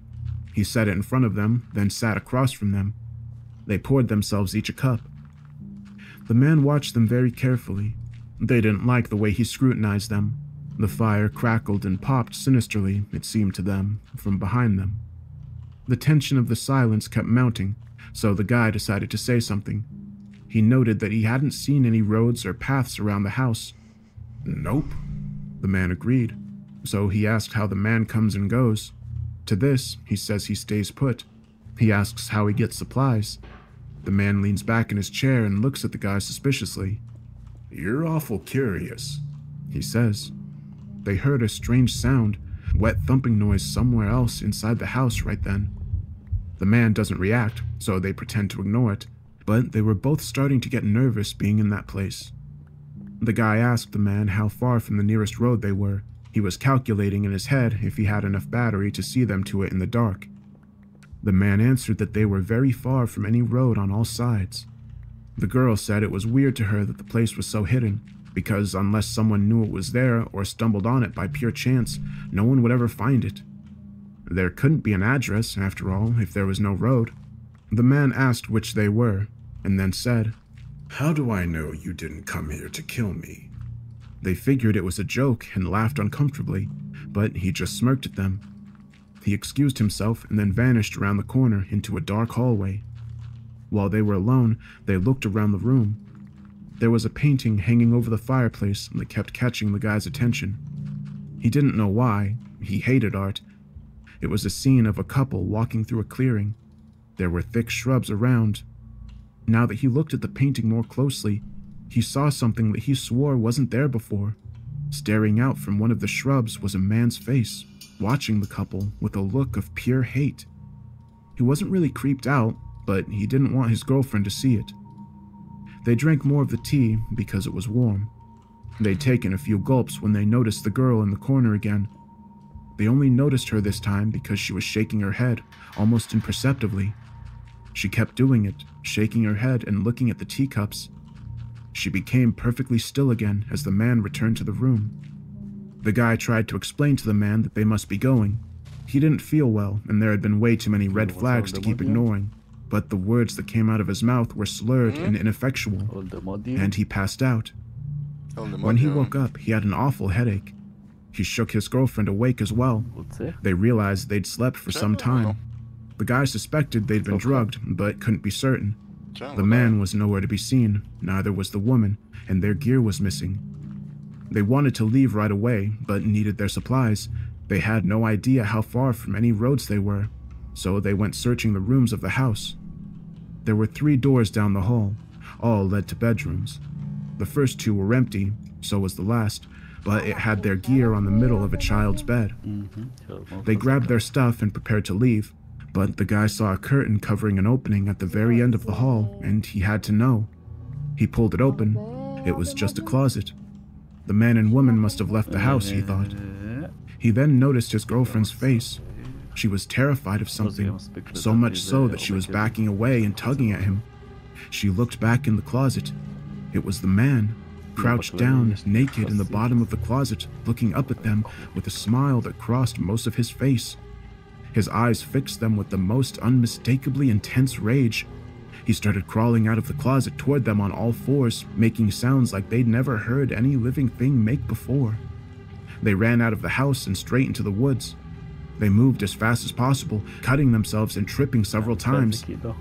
Something in their guts kept telling them the man was right behind them, like the man in the bushes in that horrible painting, and he was going to kill them. They finally came out of the woods on a dirt road, and from there slowly followed it to the real road and found their way back to town. They told the park rangers about it and were advised to keep the story to themselves. Later, they looked up the area on Google Earth. It took them a while, but they spotted the clearing in the woods. It was even deeper than they'd thought. As they zoomed in, the guy saw something weird in front of the house. He cleared up the image as best he could, still a little blurry, but the couple knew what it was. The man was standing in front of the house and looking straight up, like he knew they were watching. They sent the image to the rangers as proof. I know there are still so many questions. What really happened to Flora? Was Timmy dealing with someone else? How'd he know so much about Mom? Who was that guy that got arrested? Why was the Ramones t-shirt on Mom's body? I just don't know. So, for now, that'll just have to be the end. Alright.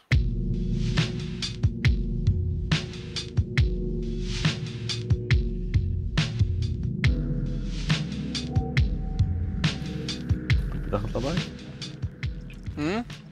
אתה במערה? כן. Okay, everybody. איך השרת עובד כמו שצריך? כן. טיל. אחלה. וואו וואו וואו וואו וואו. לא יהיה.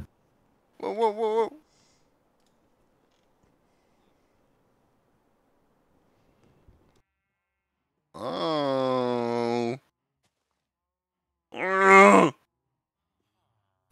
תחרבן שם בבקשה, בסדר? כן, באמת קידו, מעריכים את זה דרך הדיסקורד. מעלים גם. ננסה לעשות קקי? אנרג'ייז לקריפר. אני לא מוצא קריפרים, ואני לא מצליח לעשות להם אנרג'ייז. בוא תעשה לי אנרג'ייז, אני לא אתנגד. טוב, עושים את זה עם לייטנינג רוד או טריידנט. בוא תחוף לי לייטנינג רוד לתחת, אני לא אתנגד.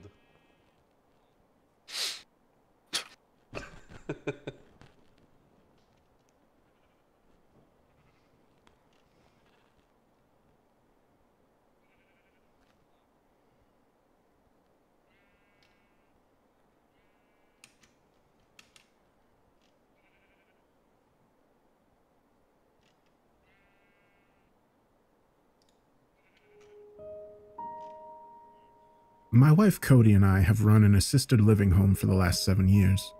She inherited it from her mother, and while I was initially very unsure about us taking over that kind of responsibility, it actually turned out great. Our 20 tenants have their own bungalows, and we aren't taking care of them directly in any capacity. Our job is mainly maintenance of the property, helping the tenants get into contact with the services they need, and normal business administration stuff. And having our house next to the property means we can spend more time together and with our son, Evan. He's going into preschool next year, and having this time with him and each other, well, we're all really close and very happy. And if you'd asked me 2 months ago how things were going, I would have said everything was pretty great. But then, back in September, my wife had an accident. I got the call while driving through the country a couple of counties over. The cell service in that area was terrible, and when I looked over at my phone ringing, I saw multiple notifications coming in, with 2 missed calls being from the man who was calling again. I answered immediately, and as soon as he identified himself as a nurse, my heart dropped, forcing myself to listen past the panic buzz that was growing in my head. I understood that Cody had been in a car accident and was found unconscious behind the wheel, that she had not yet regained consciousness, but her vitals were otherwise stable, and they were going to be taking her to imaging to see if they could find any signs of injury other than the scrapes and bruises they'd already seen. I'd been heading home, but now I rushed to the hospital. Cody was still in imaging when I got there, so I had to sit anxiously in a small emergency room waiting area for them to get finished and give me an update. It was while I was waiting that I thought of my phone again and checked what I had missed. There were 2 missed calls from the nurse that had finally reached me, but there were also a pair of text messages that hadn't gone to my phone until I'd driven back into the service area. They were both from Cody. Drove into a ditch, hit a tree, think a tire blew out. About to get out and check the car and then called the wrecker. Am okay. I'll call in a bit. Love you. I found out that was originally sent at 10:49 a.m., then 8 minutes later. I think I see me. What did that mean? I was still staring at the messages when the doctor touched me on the shoulder. She said Cody had woken up while they were doing an MRI, and she had seemed overall alert. When I asked if I could go back and see her, the doctor gave me an uncomfortable smile. In just a little bit, yes. We're doing a more comprehensive examination of her now that she's awake, seeing if she has any pain and checking her cognitive function. I frowned. But she's okay. Is that just standard? The checking, I mean, or do you think she has some kind of brain injury? She nodded. Well, those are good questions. We're going to have our radiologist review the MRI and x-rays in the next couple of hours, but from my review, I haven't seen any signs of internal injury yet. The doctor raised her hand. That's not the final word, of course. We're not there yet. But so far, so good on that front. Okay. So what front aren't we good on? The doctor's faint smile disappeared. Well, we've been talking to her since she woke up, and she's showing signs of not remembering some things yet. I felt my mouth go dry. Like she doesn't remember the accident, or like amnesia. She let out a small sigh. Well, technically, even not remembering the accident might be a form of retrograde amnesia, but yes, more than just that. She knows who she is, her name and her date of birth and where she lives. The doctor shook her head slightly. But other details, where she works, being married... She drifted off as she met my eyes. I'm sorry. I should really wait to go into more detail after we've had longer to check her out. It's just... I know I'd want to know how my spouse was doing, and honestly, while I've seen plenty of literature about amnesia, it's just not very common in real life. Swallowing, I just looked at her for a moment as I tried to process everything she was saying. Are you telling me that she doesn't remember me? The doctor pursed her lips. She doesn't seem to. Not yet. But often that's very temporary. But you said she's not badly hurt. She shook her head. No, I said we haven't seen any internal injuries yet. We're still trying to figure out what would have caused her to be unconscious for so long or have amnesia. I felt confused anger bubbling up in my stomach, and even though I knew it wasn't her fault, it was hard to keep it out of my voice. So you haven't found any reason for her to have amnesia, or have been blacked out like that yet? That's what you're really saying? She frowned. Yes. But that doesn't mean there isn't a good reason, and memory loss can occur due to things other than physical injury. Look at this, please. I held out my phone, where Cody's text messages were still on the bottom of the screen. She sent me this when she had her accident. How was she able to text all that clearly when she was blacked out before whoever found her? Who did find her? Sir, I don't know, but... Well, I understand why this seems strange to you, but she could have had some kind of delayed reaction or event after the wreck that caused her to lose consciousness. And the second text is very odd, so maybe she was becoming groggy by that point and didn't know what she was saying. I stuffed my phone back in my pocket. Okay, well, does she remember we have a little boy? She glanced away. I didn't ask her that specifically. Looking back, the doctor gave another sigh. But we did ask generally if she remembered having any children, and she said no. But again, it could be very temporary. Let me go see how our full eval is going, and we'll get you back there in just a little while, okay? I sunk back down into the molded plastic chair I'd been sitting in. Sure, Sorry, I'm just upset. She patted me on the shoulder. I understand. We'll know more soon. I was brought back to see Cody an hour later. The nurse I'd talked to on the phone was the one who came and got me. He explained that my wife was still having memory gaps, so I needed to not overwhelm her at first. No going up and hugging her, pushing her to remember things that she couldn't, that kind of thing. Just going in, talking to her for a bit, and seeing if that helped break anything loose. It was hard not rushing over to her when I saw her laying there. She was awake and alert, seemed fine overall, but there was an uneasiness to her gaze as I entered past the curtain barrier that bothered me more than I'd expected given all I'd been told. Taking a couple of steps closer, I stopped and gave her what I hoped was a friendly smile. Cody, do you remember me? She looked at me for several seconds before responding. I'm sorry, I don't. Not really. I can... Like they told me you're my husband. Oh, fuck.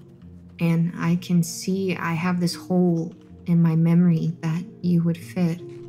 But it's not the same thing as really remembering you. Her eyes widened slightly. I don't say that to be mean or because I don't care. I'm sure you're a great husband. She blushed. They said it may take some time for me to remember. Forcing a smile, I shook my head. Don't you worry about that, or anything. We'll get through this. You'll get your memories back, and well, if you don't, we'll still make new ones, okay?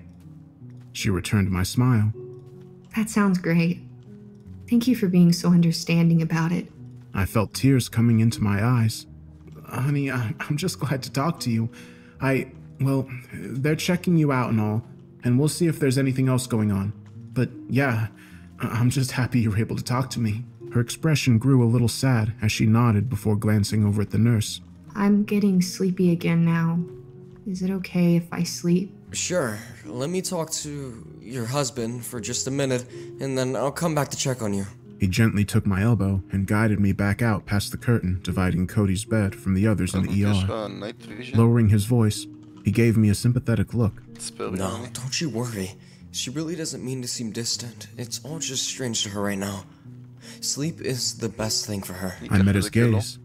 Because she doesn't have a concussion. He gave a shrug. No, that's true, but I've been doing this for a long time. People react all kinds of ways to things.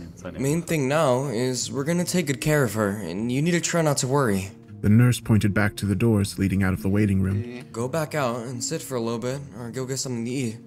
They're gonna transfer her to another room in about an hour, and when they do, I'll come get you. If there's anything that changes before then, I'll sure to come let you know. I nodded numbly. Okay, thanks. I walked back out into the waiting room, my thoughts all a jumble.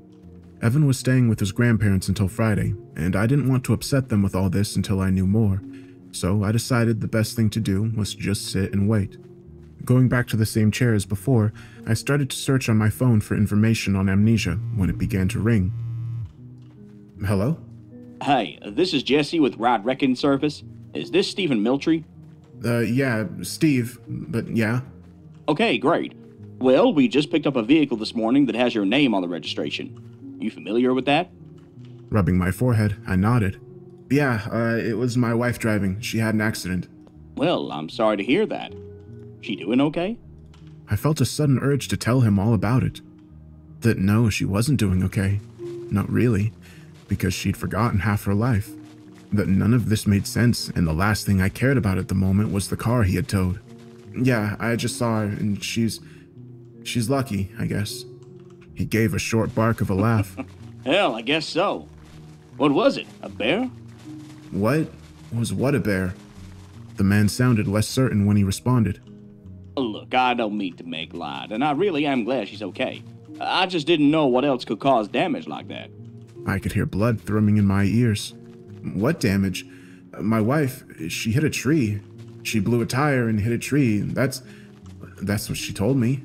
Yeah, there was a blown tire, and I did pull it off of a tree. It broke the grill and dented the bumper, but didn't look bad. But the door and the window on the driver's side, well, it's none of my business, and you'll see it soon enough. And that's actually why I was calling. Do you want us to store the vehicle for now, or is there somewhere you'd like it towed? The daily storage... What about the door, the window? What happened to them? A long pause, and then... Well, the glass is all busted out. The door is partway bent. Okay, well, maybe she hit her head and busted the window. Maybe the doctors are just missing that she has a... No, sir. It was busted in, not out. There was glass all over the inside from that window being busted. Plus the door, the inside of it, was all ripped up. Something was trying to get in through that window and was strong enough to do all that. That's why I said bear. I was only half joking. Another pause, and then... Did she get bit or anything? I found myself staring back at the emergency room doors, as though I could see through them to Cody if I looked hard enough. I don't think so, but I don't really understand what's going on yet. I got you. Look, I'll store the car tonight and tomorrow. No charge. When you get ready, you call me back and we can go from there. Okay. Thanks. No problem. Hey, man, I hope your wife is okay. I felt something twisting deep in my belly as I stared in what I thought was her direction. Yeah, me too. The next 2 days seemed like a bad dream, somehow moving agonizingly slow and too fast all at once. I wanted Cody to be okay, to be back to herself, but I also wanted there to be something wrong that they could identify and fix. I felt guilty at that, even though I knew it was because I wanted Cody to be okay, and as she was, I didn't see a clear path to that without some idea of what was behind her sudden memory loss. Except it wasn't just that, was it? It was the call from the man at the towing service. With his talk of bears and broken glass, I'd called him the next day to tell him to keep storing the car, and so I could set up a time to go by and get anything valuable out of it. But I had to leave a voicemail. I was somewhat relieved, as I dreaded the idea of talking to him again, of him telling me more things that made me worry or doubt that I really understood what was going on, that I could trust what was going on, that I could trust her. It was a strange, uncomfortable thought. I trusted her more than anything, and yet the hours I had spent with her in the hospital, it wasn't that she was unpleasant or unkind, just the opposite. While she did seem somewhat distant, she was also eager to have me visit and spend time with her. The doctor had told me to go easy on giving her too much detail beyond the basics. She said that with some people suffering from amnesia, an overload of new information can cause high anxiety or make them feel pressured to pretend to remember things that they didn't, just to please their family or the doctors treating them. Just spend time with her. Answer any direct questions she has honestly, but without too much elaboration, and if she presses, just remind her that we want the memories to come back on their own for the most part. Spurring those memories is one thing. Recreating them based on your perspective and recollection is another. Does that make sense? I nodded that I did, and I tried to stick to that when I was with Cody in the hospital. She'd learned from someone about our son, and so that was a big focus of her questions. But she was also asking about our extended family. I told her that her mother had passed away 7 years earlier, and her father had died when she was a child, that my parents had Evan for the week and had been updated on what was going on, though I hadn't mentioned everything to them about her amnesia yet. Just that she was okay after a car accident and was still recovering in the hospital. But by the second day, Cody had grown impatient in her hunger for more information. She was peppering me with constant questions, random stuff. Some of it was about me and her, or Evan, or something else that made sense that she'd want to know after losing her memory, but a lot of it was random stuff that didn't seem like a big concern at the time. What was her social security number? What did she do in her job? How long had she worked there? What city had she been born in? What was her favorite color? After a while, I started laughing. She quirked an eyebrow at me. What's funny? I shook my head. I don't know. Nothing, I guess. I just feel like I'm on a quiz show about you, or like I forgot your password, and I'm trying to give the answers to those questions they give you to reset it. She gave me a slight frown. This is really scary for me, okay? You can't imagine what it's like to just have something just swallow you up. I don't want to feel like this anymore. Don't you want me to get better? I tried to hide my irritation. Of course I do. That's not fair, and while no, I don't exactly know what you're going through, I know it has to be hard, and I want to do whatever it takes to make it better. That's why they're still doing tests and monitoring you. Cody rolled her eyes. And that's another thing. I'm ready to get out of here and go home. Get our child and start living our life again. I've always heard that people remember better when they're in a familiar setting, right? I stared at her uncertainly. Yeah, maybe. But I think they just want to make sure they aren't missing something that could hurt you down the line. I think they're good doctors and nurses, and they're trying to help. We all are. Her lips thinned, and she gave a small nod. I know. I think I'm just tired. Can you give me some time to sleep and come back later? Yeah, sure. I have some stuff I need to take care of anyway. I'll be back this afternoon.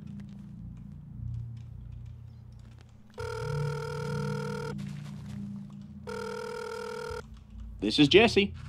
Hey, Jesse. This is Steve Miltree. You've got my wife's car? I thought his tone changed when he spoke next, but maybe it was my imagination. Yeah. Hey, Mr. Miltree. I got your message. Got your car locked up in one of our garages, safe and sound. And whenever you want to come get stuff out of the car, it's fine with me.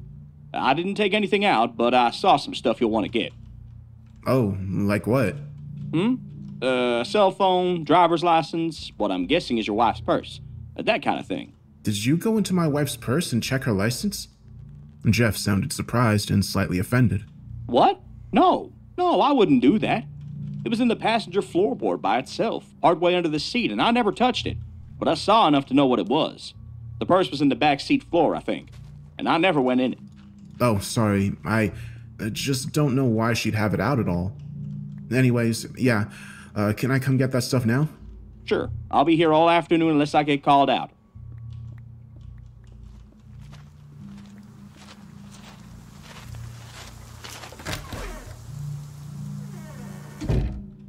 Jesse Hartman looked younger in person than he sounded on the phone.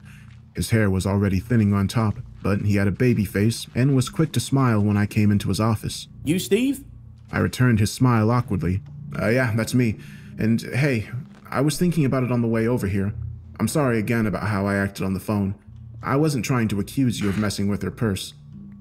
He waved his hand as he stood up and came around the counter toward me. Nah, man, I get it. Nothing to worry about. Come on back. He patted my arm as he moved past the rear door, leading out into a large fenced yard housing 3 rows of cars. Beyond that, there were 2 outbuildings, one small and the other much larger. Jesse gestured toward the buildings. Yours is the big one. We use it for extra security on some vehicles. I think at one time the boss was going to use it as a working garage. Had the idea to run a full mechanics shop. Don't think it worked out, though. We piddle some in the small garage, but mainly just to keep our trucks running. Oh my god. So you don't own this place? He shook his head as we reached the rolling door. Me? Nah, I've only been here a year. The guy that owns it doesn't come in much anymore, and the other fella he had working for him. Jesse paused and seemed to consider something before looking back at me. Has your wife said anything about the first guy we sent out? Huh? I thought you towed the car. I did, yeah, but I wasn't the first person we sent out. Robbie, he's the other guy the old man has working for him. He took the call originally, but then I could never get a hold of him after that. Never answered my call or text to tell me he'd found the customer, your wife, and... Well, Robbie has a problem with booze. Not a bad guy, but he isn't reliable. So when I couldn't get him in a few minutes, I took the other truck and went out there myself. By then, your wife was gone. I think someone driving by had seen her car and called 911, but I can't say for sure. And I don't know that Robbie ever even made it out there. He wasn't there when I got there, and neither was the truck. And it's not unheard of that he might drop off for a day or two, but not more than that, especially when he has one of the trucks.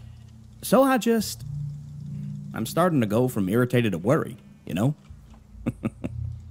Sorry. Here I am bothering you with this, and you're just here to get your stuff. I shook my head. No, I get it. I don't know. She hasn't said anything about the accident. Well, except for some texts I got at the time, but she doesn't mention a tow truck or the Robbie guy or anything. Jesse nodded as he pushed up the door. Well, he'll turn up. Probably sleeping it off somewhere. He gestured to the car inside the building. There it is. I felt my chest tighten as I looked at it.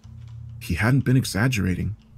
The front of the car looked fairly intact, other than the broken grille and a small bend in the bumper. But the driver's side door, the window was not only broken, but that part of the door had been bent out at a shape as though something too large to fit had been shoving its way inside. Jesus. Jesse made a small chuckling sound in the back of his throat. Yeah, that's what I was saying. I don't know what does that. That door won't work, but the passenger side is fine.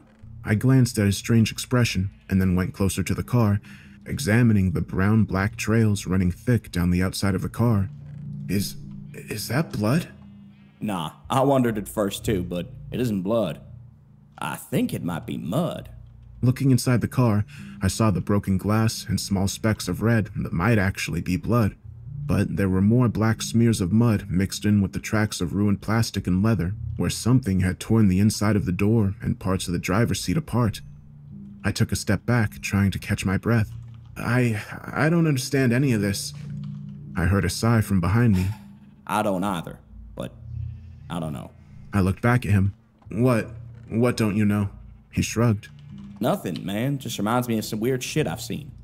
But I don't really know anything. I thought about pressing him on the point, but how could I? I didn't feel like he was lying to me, and even if he was, how could I get him to say more? So I watched as he turned and started back to the office, and then I started going through the car. I found the purse, and laying between the passenger seat and the door was Cody's phone, which was dead after several days. And just as the man had said, there was her driver's license peeking out from under the seat and the floorboard. I could see her smiling face looking out at me. A past her that was happy and safe and didn't know this strangeness was ahead of her. There was more of the black stain across the bottom of the photo, and I almost wiped it away when I realized what it was. A fingerprint. Something stopped me then. I stayed frozen, hunched over in the doorway of the car, holding the license plate gingerly by its edges as I decided what to do. Why did this feel important? Like I was preserving evidence from a crime scene. Maybe because I was. What if Cody was attacked, either by this Robbie or somebody else? This could be proof of that, and I couldn't risk destroying evidence. Swallowing, I looked around for somewhere to put the license without disturbing the fingerprint there. I finally settled on breaking off the plastic lid of some baby wipes she kept in the back seat. It wasn't great, but after I dried the lid on my pants, it should be a decent place to keep the license until I could get it into a proper box or something.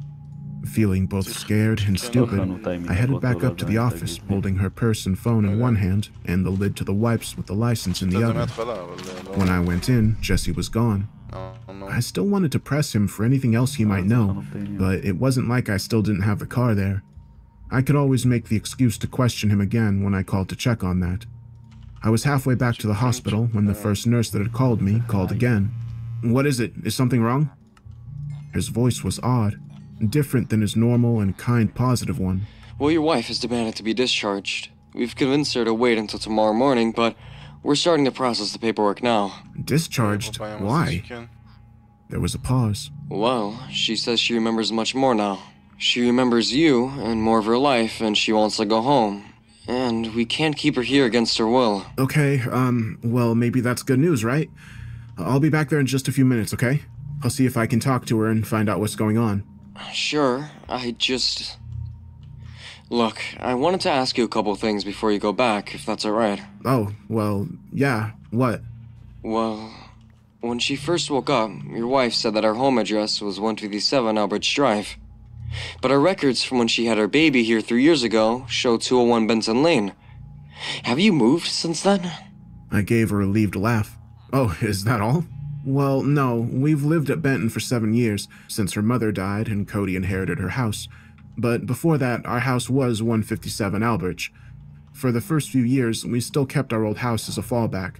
Still got our mail there even.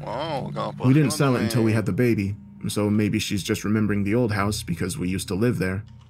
Maybe so. It just seems strange, and I wanted to let you know. See you when you get here. Then he was gone. As I pulled up to a stoplight, I kept turning the conversation over in my head. It was weird. He acted like he needed to correct the address, but then at the end, it was more like he just wanted to know because it was strange. How strange was it really? We had lived there after all, for years. And Cody did remember parts of her life, so was it that odd that she'd remembered living in our old house? Okay. I felt a small chill run up my back. Except it was our old house. If she remembered living there, why didn't she remember me? From back then at least. I pushed back against the thoughts crawling into my brain. No, that was dumb. How else would she know that address except that she remembered it? And I didn't know how amnesia really worked. And I certainly didn't know what all she had been through that day. I glanced over at her driver's license, smudged with that dark print, some relic of the terrible mystery that had invaded our lives. And then my breath caught in my throat. The license was 5 years old and up for renewal this year. My eyes shifted from the expiration date to the information above, her name and date of birth, but also her mailing address 5 years ago, 157 Alberts Drive. You think I don't see who you really are, but I do. I looked up from the discharge paperwork to see Cody smiling at me. I'd gone back and tried to talk her out of leaving the hospital yet, but it was no use. She wasn't rude nor angry about it, just firm. She felt that she had given enough time to do whatever tests they needed to do, and she remembered enough of her life now that she was ready to go back to it and remember the rest. I told her I understood, and I did, but I also held back some of my own doubts and worries. Not just about her memory, but is she really your wife? How leaving before we had more answers might lead to problems down the line, not just for her, but for me and Evan. What if you let a stranger, an invader, into your life, into your son's life? She acted different with Evan, and he didn't understand why. Obviously, she couldn't stay there forever, but would a few more days give them, me, more time to figure things out be so bad? But I couldn't say any of that to her. Not now, and especially not when what I was thinking was so impossible and insane. How could that not be her? What would that even look like? Some kind of body snatcher got her? She was possessed or a clone or something? That wasn't the way real life worked. She had trauma from all this. Hell, maybe I did too, and it was making us act weird while we got past it. Nothing mysterious or terrible, just people getting hurt and trying to get back to normal. So I smiled at her. I hope you do. I hope you know how much I love you. And I've only encouraged you to stay longer in the hospital because I want to make sure you're okay. I understand that. I do. But I feel fine physically, and I really am remembering more every day. I think you being here helps a lot, and being home with you and Evan will help even more. I felt my heart speed up a little when she mentioned him, and I tried to ignore it. So do you remember him yet? She pushed her hair behind her ear as she leaned forward on the bed with a concentrated frown. Maybe a little. It's kind of like it was with you at first. I can see the place he would be, but I just can't see him yet. I nodded slowly. But you do remember me now, Like, not just since we've been in the hospital or from things you've been told, but you remember independent memories from before. Her eyes hardened slightly. I told you I did. That it's slippery still, but I do remember some. Or don't you believe me? Sitting the paperwork down, I forced myself to sit next to her on the bed and put my arm around her.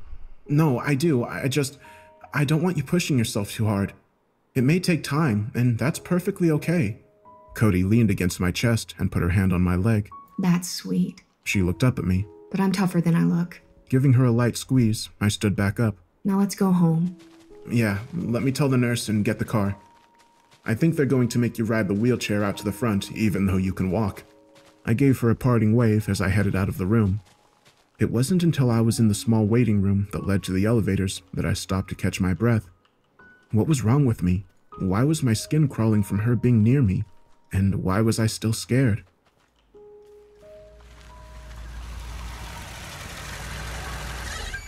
Home sweet home. I tried to sound cheerful as we pulled into the driveway, and for the next hour or so, things were so busy that I forgot to be anxious or scared. I took her on a tour of the house, showed her some of her things, and when we were done, she asked for some time to take a nap. I surprised myself by being a little disappointed when I shut the door to the bedroom and went back downstairs to eat lunch alone. Maybe I really was just being weird about everything. She seemed more herself now, didn't she? And didn't being in a hospital, especially when you were the patient, make people weird and stressed? Besides, she wasn't being unreasonable, was she? When I suggested we give her a couple of days at home before Evan came back, she agreed that would be best. She even joked that she didn't want to freak him out by being weird. That sounded like Cody, didn't it? Sitting by myself, slowly chewing a sandwich, I made up my mind to set all my irrational doubts and fears aside. She was the one going through this, not me. And she was the one being strong and reasonable while I wasted time and energy on what?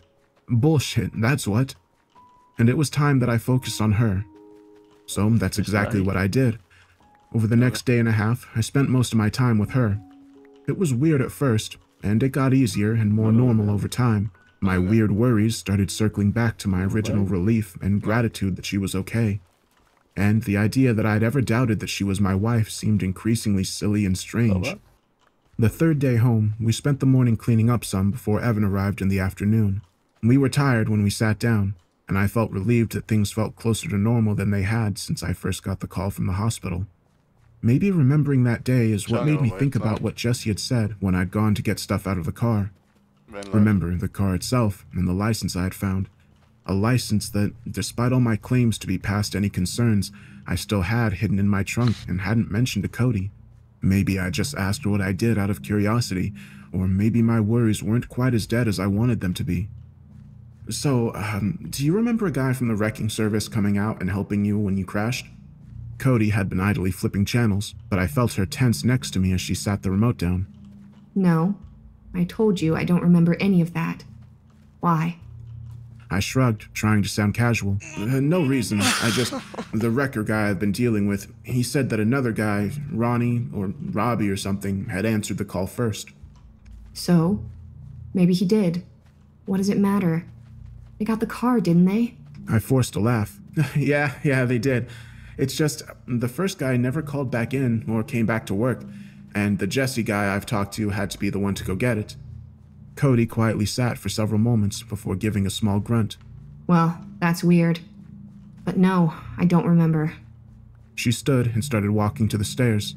I have some more to do upstairs to get Evan's room ready before they get here. Why don't you go get the car back? Or get it towed somewhere that they can start fixing it at least? Yeah, sure, I can. That's a good idea. But is it a huge rush to do today? The doctor said you don't need to drive until your follow-up in a couple of weeks. I can always get it taken somewhere tomorrow. She turned back with a frown. No, go ahead and do it if you don't mind. I don't like the idea of those people having my car. I'm pretty sure they already stole my license. You haven't seen it, have you? I swallowed, a new tendril of fear uncoiling in my belly. License? Like a driver's license? No, honey, wasn't it in your purse? Cody shook her head. Nope, afraid not. She held my gaze a moment longer and headed for the stairs. See you when you get back.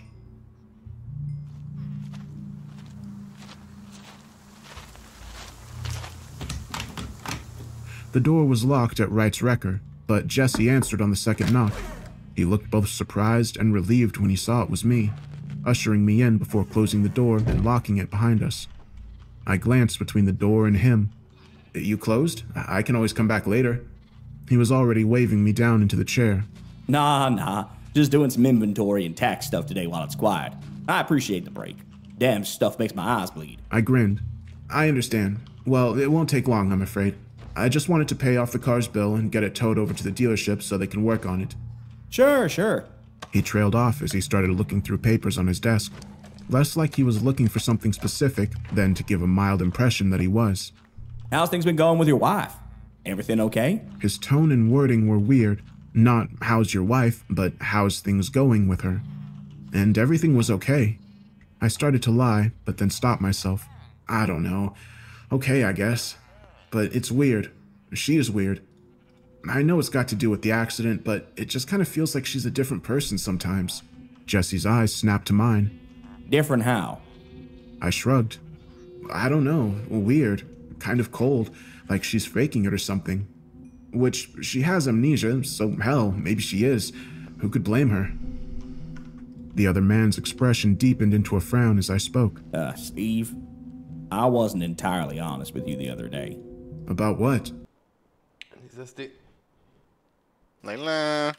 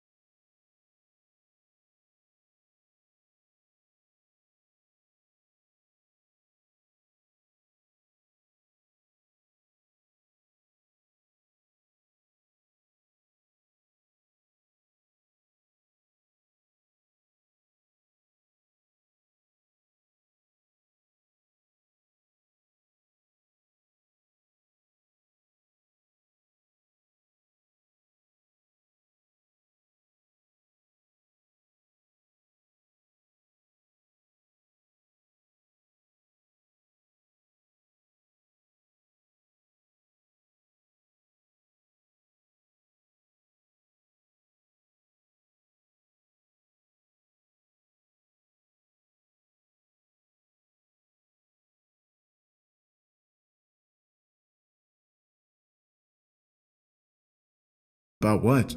Well, when I said I don't know anything about what might have happened to your wife in her car. I felt anger flaring in my nostril. What the hell, man? Why wouldn't you tell me? I started to rise from my chair. Is this about Robbie?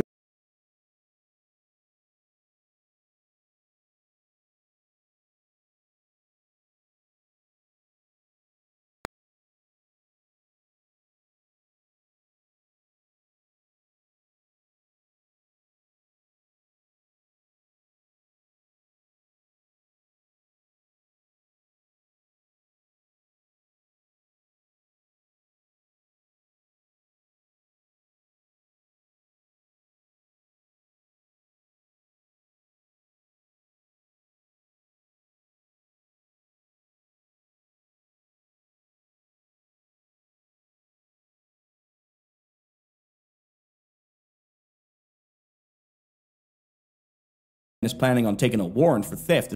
Why from my chair, ring in my nostril. What the hell, man? Why wouldn't you? To your as I who could blame her? The other man's expression deepened into a frown as I spoke. Steve, I wasn't entirely honest with you the other day. About what?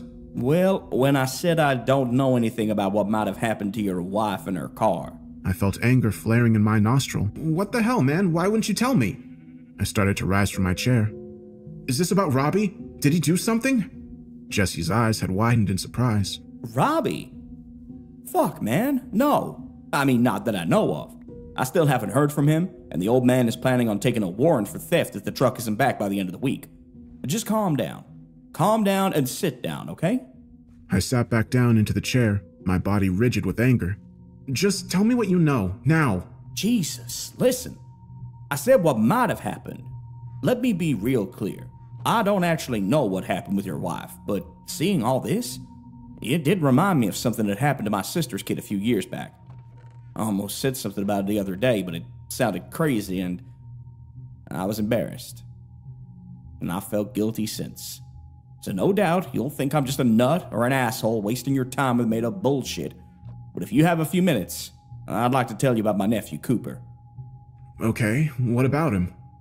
About how he died when he was 20, and he looked like a little dried-up old man. My sister said the doctors called it Werner's syndrome. I remember because it sounded German, like something you'd have in a movie where some Nazi scientist had cooked up something evil. And what it did was evil enough. When Cooper was 18, he looked totally normal and healthy. Never had any real health problems his whole life. And back then I lived close enough that I saw him every week or two. Then, all of a sudden, he started changing. He was stooped over and gave out a breath easy. He looked worn down all the time. Then his hair started turning gray and his first tooth fell out. They were already getting him checked by then, of course. And at first they thought it was cancer, but it wasn't. And I don't think it was that syndrome either. That was just doctors trying to put a name on something they didn't understand. Either way, it didn't matter. My sister watched as her baby got eaten up in less than 3 years. I was there when he died in hospice. He was the last of them to go. I blinked. Last of them? Jesse gave me a ghastly, joyless grin. Oh yeah. It wasn't just him it was happening to. It was also his two best friends. Same fucking age, same fucking deal. They all aged 80 years in 2 or 3. They all went crazy before the end. Or at least so they say. I wasn't sure how to react. I didn't think he was lying to me. But even if it was all true, why was he telling it? Still, if it helped me understand what was going on in the end, I needed to keep him talking. So you think they went crazy? He shrugged and rubbed his face. Hell, I don't know. I know they all got real strange, but who the fuck wouldn't go through something like that? Seeing your life disappear in front of you when you're still a kid? And I know that one of his friends, one of the other two that were dying from whatever it was, they wrote a story about it. When her family figured out she'd posted it on the internet and word got around, well, my sister lost it. She was out of her mind with grief already, and she felt like the friend's story was making light of it, or would upset Cooper, or I don't know. It just made things worse for all of them, I guess. But the story, was it true or not? Jesse let out a loud laugh. Fuck, man. I don't know. I don't know about all of it. Some of it was weird. Ritual was some stupid name and, typical internet ghost story bullshit the kids are into now. He stopped laughing, and his eyes looked wary and afraid. But I know at least parts of it were true. I stared at him. How? He leaned back in his chair and looked at the ceiling. Because I saw them that morning. The morning after the night they talk about in the story. I was working as a mechanic at a gas station at the time. And at about 6 or 7, right after I got there myself, Cooper and his 2 friends come rolling up in his mom's old Camry. When he looked at me now, his expression was haunted. They were all terrified, like shaking and crying, and they were all filthy and stunk. I wanted to call the cops, but Cooper said it was okay, that they were okay. They just needed help cleaning up the car before they went home and my sister saw it. Those kids in the car. They had pissed and shit in there. I asked them how and why, but they said they couldn't remember.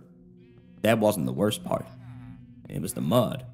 A thick, dark mud that somehow stunk worse than the rest. I spent an hour spraying and vacuuming that car out with them helping me, and we got rid of most of it. But I could still smell it when we were dead. You think that's like the mud on Cody's car? I didn't want to stop him talking, but I couldn't help but ask. I didn't know what to make of any of this, but the more he talked, the more afraid I was growing. Is that it? He nodded. That's part of it, yeah. When I got to the car, that mud was still fresh. I recognized the smell right away.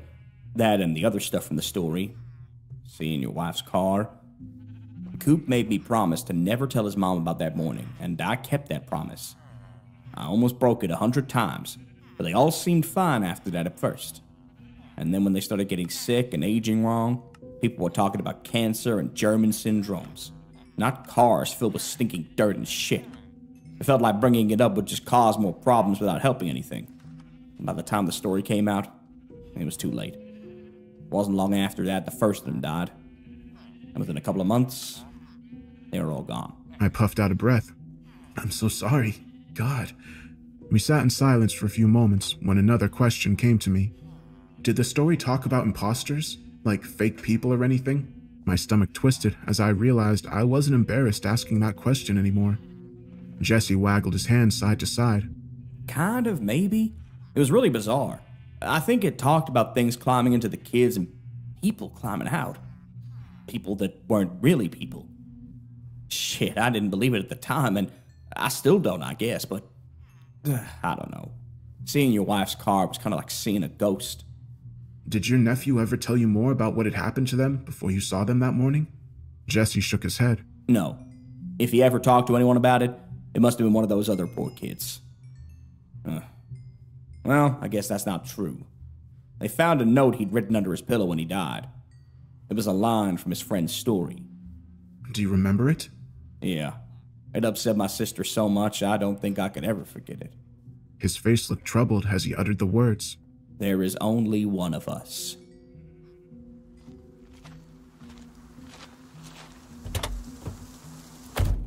I was getting back in my car when I got a call from Cody's number.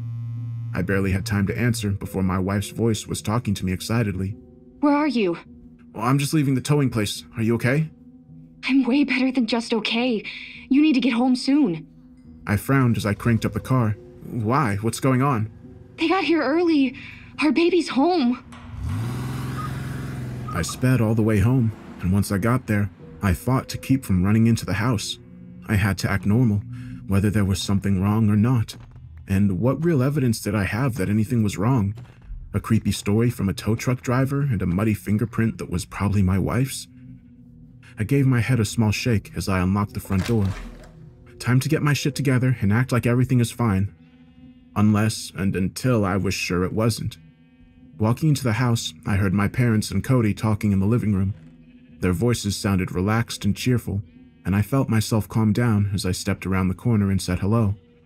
My parents were sitting on the sofa, and Cody was in one of the recliners nearby, while Evan was sitting on the floor playing with a group of robot action figures, his face drawn into a concentrated frown. When he looked up and saw me, his face lit up and he ran over to give me a big hug. Hey, buddy, we sure missed you. I pulled back and gave him a grin. Did you have a good time with Granny and Grandpa? He nodded and looked up like he was about to say something when Mom spoke up, saying how much they enjoyed seeing him. She said that they had taken him to see some horses down the road and that he loved it. Another week and they would have bought him a pony. I laughed and gave Evan a playful frown. You know, when I was growing up, I wanted a horse, but they always told me no. Looks like you've got them where you want them. He smiled slightly, but it didn't last but a moment. My frown turned more genuine. You okay? You feeling all right? Cody spoke up. He's probably hungry. I'll go fix us up some lunch. Dad stood up and offered to help her, and a moment later, they were gone in the direction of the kitchen. I glanced at Mom and then Evan. Go play with your toys for a minute up in your room, okay? I want to talk to your grandma. I'll get you when lunch is ready. He looked at me uncertainly for a moment, and then he grabbed up his toys and left. I saw Mom's confused expression, but I waited until I felt like Evan was out of earshot before I went over and spoke to her in a quiet voice. Sorry, I just wanted to talk to you about Cody for a second. She frowned and gave a slow nod. Okay, is everything all right? The doctors haven't found something bad, have they? I shook my head. No, nothing like that. They just don't have any real answers, but nothing bad has come up. I sighed. How does she seem to you and Dad? Does she seem like herself? Her frown deepened, and she seemed to ponder the question. Well, I mean, she told us about the amnesia, which you should have told us that already, by the way. But I think I understand why you didn't. She said she remembers us, but it's spotty? And I mean, sure, she seems a bit different. Quieter and more reserved, probably. But isn't that to be expected, given everything? I nodded. Sure, yeah, you're right. Of course you are. Pausing, I tried to stop myself from asking the next question, but I couldn't help. But, I mean, it seems like her, doesn't it? She quirked an eyebrow at me. Listen, I know this is hard on you too, but you need to be supportive of her, okay? Maybe she's not exactly like she was, but I think of all she's been through and is still going through. I can't imagine how scary losing your memory like that must be. Mom jabbed a finger at me. But you need to suck it up and be strong for her. Patient. In time, she'll come back to herself more. But you have to let it happen on her terms. I mean, yeah, of course. That's not really what I... Lunch is almost ready. I looked up to see Cody leaning in the doorway. Has she heard what we were saying? If she did, her face didn't show it, and she seemed preoccupied looking around. Where's Evan? Swallowing, I gave her a smile. Up in his room playing. I'll go get him. She was still watching me as I stood up and headed into the hall, but by the time I made it to the stairs, she was back to talking to Mom about lunch. Normal stuff. Everything seemed normal, except for me. When I went into Evan's room, I saw he was curled up on the bed, staring out into the hall. His eyes widened as I came in, and before I could get out that it was time for lunch, he was off the bed and back to me, hugging me again. Hey, Sohiti, it's good to see you too. They've got lunch just about ready downstairs. Let's go on down. He looked up at me, his face crumpling a little. I don't wanna. Huh? Why not? It's not right. Pulling him back a little more, I studied his face, trying to understand what he meant. What's not right, Evan? His lips trembled slightly. Mom, she doesn't smell right. I convinced my parents to stay a few more days to visit and help out, and while Cody didn't seem happy about it, she didn't overly complain either.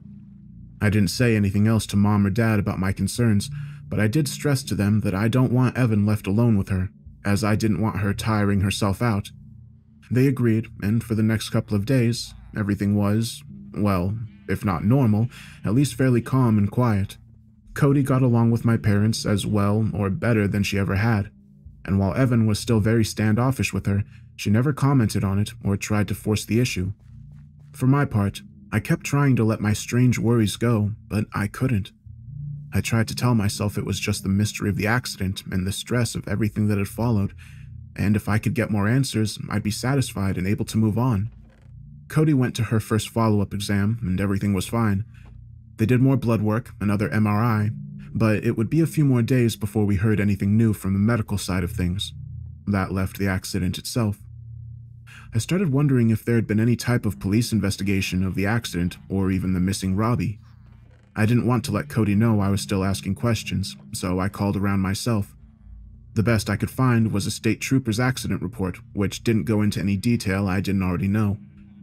I tried to ask about the Robbie guy, but I didn't even have a last name, and I could already tell they weren't willing to give out random information to whoever, if he'd ever been reported missing in the first place. So, out of other options, I slipped out to my car and called Jesse again. Hey Jesse, it's Steve Miltree. Oh, yeah.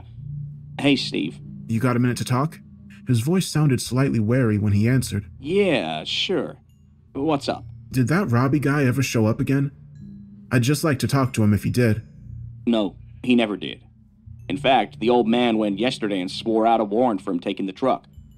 Maybe the cops can find him. I let out a sigh. Yeah, maybe. I wanted to find out more of what happened out there, you know? I don't think the cops really investigated anything. I thought about carrying this fingerprint, you know, the one I found on the license.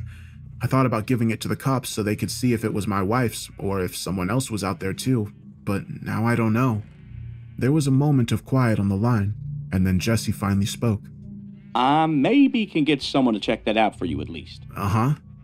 Yeah, I mean, working the wrecker, you get to know cops, right? I have a few I'm buddies with. I can probably get one of them to check if you want. Really? That'd be awesome. Really great. Sure, man.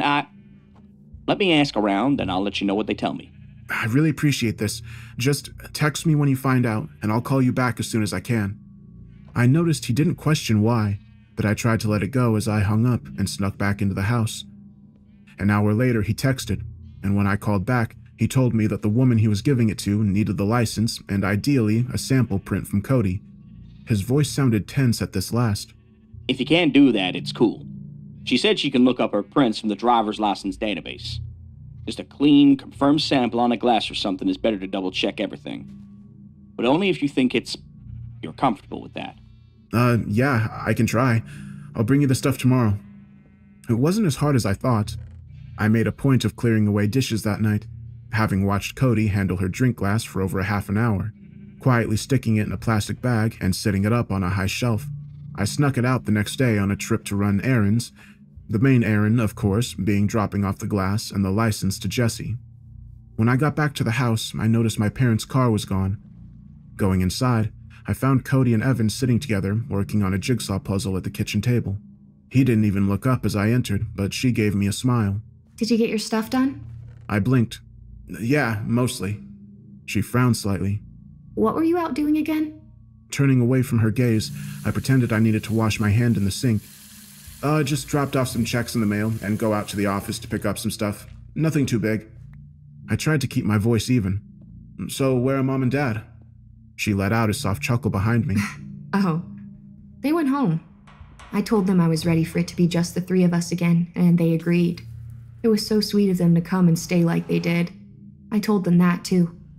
I turned back around, leaning against the sink. Yeah, I mean it was, but are you sure you're ready not to have the extra help and company? It might help you remember more. She gave a shrug. I remember the important stuff already. Reaching over, she wiped a lock of hair off Evan's forehead as he studied and turned a puzzle piece. To my surprise, he didn't recoil or even look up. And I've got my family to help me remember. I nodded. Sure, but why did they leave so fast? They couldn't wait until I got back to go? Your dad said it was going to be dark if they didn't go ahead and leave. And it did take you a while. Her eyes widened slightly. Hey, you haven't seen my glass from last night, have you? Swallowing, I shook my head. No. It's probably in the sink or the dishwasher. Cody glanced at the sink and then back to me. No. I washed some stuff this morning and it wasn't there. And the 4 glasses we used last night were all the same. Now there's only 3 of them. She just stared at me, letting the words hang between us. I don't know. Maybe one of them washed it by hand and put it away? I forced a laugh. Or they broke it and were embarrassed. But I mean, it doesn't matter, does it? She smiled at me. It doesn't matter to me if it doesn't to you. The days crawled by, but every day seemed slightly more normal. I went back to working full-time, and a few days later, so did Cody. Time passed, and the longer things went without anyone else having some issue with Cody, the more embarrassed I felt that I'd spent so much time and energy doubting my wife.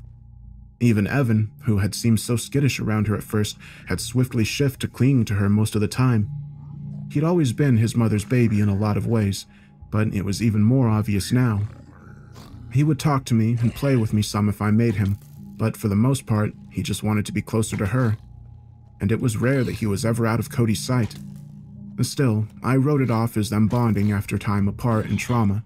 Nothing nefarious or strange about it in the least.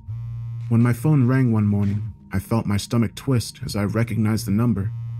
Glancing around my empty office as though I was committing a crime, I answered the call.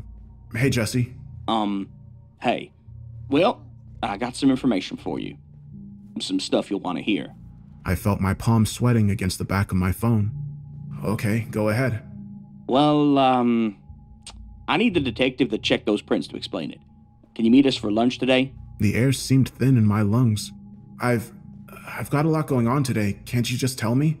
Steve, I don't want to tell you wrong, and I feel like you may need to know what she has to say. Can you meet us? Sure, I will. Detective Summers had a kind, intelligent face, weighed down by a kind of heaviness or fatigue I'd seen in some cops and soldiers. People who had seen too much for too long and were marked by it. When she took my hand and smiled, it did brighten her face, but only slightly, and her eyes still looked serious and concerned. Do you want to order anything, or...? I shook my head. I just want to know what you found. I jerked my thumb toward Jesse. He says you needed to tell me yourself, and I really appreciate all the trouble you two are going to, but just please tell me what's going on. I let out a shuddering sigh as I leaned back in my chair on the outdoor patio. Please. Marissa nodded. I understand. So, okay. She held up one hand and started ticking off fingers. I took photos and liftings from the license and the glass. Now, bear in mind, none of these prints are perfect. Ideally, you'd like to have 12 or maybe more points of similarity for a trial or something, but something more informal like this, I would be happy with 10. Frowning, I leaned forward. So it was her print on the license? She returned the frown. I'm getting to that. I just need to explain what I did so you know I'm not full of shit. I blinked. Okay. She nodded. Okay. So I took the liftings and photos, and then I focused on the license at first, as that was the big question mark from what Jesse told me. I compared it against the prints on file when your wife got her license. It didn't appear to match. And then I ran it through IFIS, which is this big national database. No match there. There are other ways to check, but none that I have access to without raising a red flag and putting my own ass at risk. So then I checked the dirt print against the glass. I felt my mouth going dry. It matched, didn't it? She met my eyes, her expression strange. Yeah, it did. So the dirt license matches her prints now, but not the ones from a few years ago? Is that possible? Can they change like that over time? Shaking her head, she took a big breath. Not generally, no, and not without some kind of accident or surgery or something. I felt the terror building in my throat as I hissed out my next words. So, she's not my wife. Jesse leaned forward. Just hold tight, man. Let her finish. I looked back at Marissa. I'm sorry, I don't understand. She nodded. It's okay. I didn't either at first. But something bugged me. So I went back and I looked at the 3 prints again. The ones from when she got her license, the dirt print on the physical license itself, and the ones you got on the glass. And that's when I realized what I'd missed. Every fingerprint is unique. Not just because of the different lines and whorls and ridges, but how they actually fit into the larger pattern of the print. How far one identifying point is from the next, and what angle and position this point is relative to the others, that kind of thing.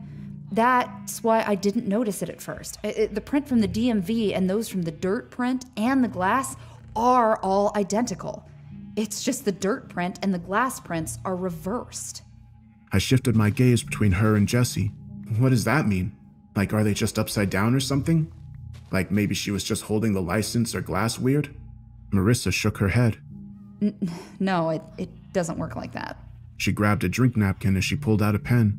Tearing the napkin in half, she drew a cross on each before writing the numbers 1 through 4 in the quarters made by the intersecting lines. Okay, imagine these are the 4 quadrant of a fingerprint, okay? 1, 2, 3, and 4, right?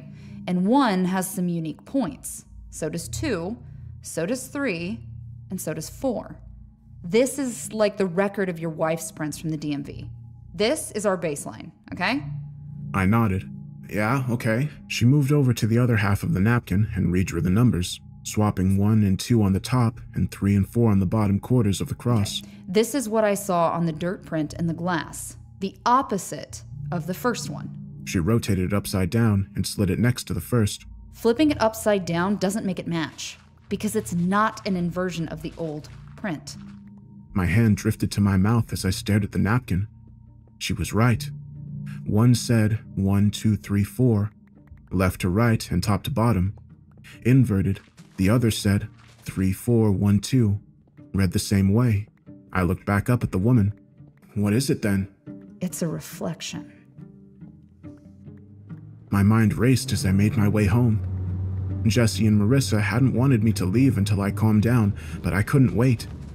Evan was at home with her, and whatever was going on, I was going to make sure he was out of the house and safe, and then I was going to get answers once and for all. I skidded to a halt in the driveway and started taking the steps 2 at a time as I raced up the porch and fumbled to unlock the door. Through the door's glass, I saw the lights inside flicker and flare and then go out. Pushing the door open, I paused, listening for any sound. At first there was none, and closing the door behind me, I tried flipping the hall lights off and on, but nothing happened. Was the power out suddenly? Just then, I heard sounds upstairs, a harsh, wet sound like gagging or retching. Running to the stairs, I started up, calling Evan's name. We're in here. It was Cody. It sounded like Cody's voice, but it was coming from Evan's room. Topping the stairs and rounding the corner, I saw her sitting next to him on the floor. His body was heaving as another spasm of gagging hit him. His back, shoulders, and did he look larger than before? It didn't matter now. I needed to get him to the hospital and away from... He vomited this time, a gray burst of thick liquid pouring out across the floor. And in the midst of that, some darker, heavier object. The woman that looked like Cody was rubbing his back, crooning something softly to him that at first I took as comfort, but then I realized it was praise. That's a good boy. I know it was hard, but you did it. You finally did it. Horrified, I took a step into the room. What did you do to him? What was that? She didn't respond directly, but instead reached forward and into the wet filth on the floor, fishing the solid object out with a slimy shake. Turning to me, her smile was wide and her eyes dancing as she held it up between us. It was a key. Get away from him! Her smile widened. What's wrong, honey? Stepping forward, I grabbed Evan under my armpits and started to pick him up. He even felt heavier and bigger than he had before. What had she done? You're acting strange, and you're not taking my son anywhere when you're like this. Her hand was suddenly on my arm, painfully tight, and twisting my right hand away as I tried to pick Evan up. Grimacing, I yanked my arm away and gave her a shove. Get away from me! You're not Cody! Glaring at her, I shook my head. I don't know who or what you are, but I know you're not her. Stop it, Steve. Don't hit me again. Leave us alone. Her expression had never changed from that mocking smile, her eyes dull bright and staring as she got to her feet. I stared at her. What the hell? I didn't... The air was knocked out of me as she suddenly pushed me hard enough in the chest that I stumbled several steps back, and before I could recover, she had shoved me again, this time sending me sprawling into the hall or slamming the door shut behind me. I caught myself against the far wall from falling and immediately went back to the door, but it was locked. Banging on it loudly, I yelled for her to open up and give me Evan. She didn't respond to me, but I could hear her talking to someone on the other side of the door. My husband, he's gone crazy or something. I think he... Oh God, I think he might hurt me or our little boy. Please hurry.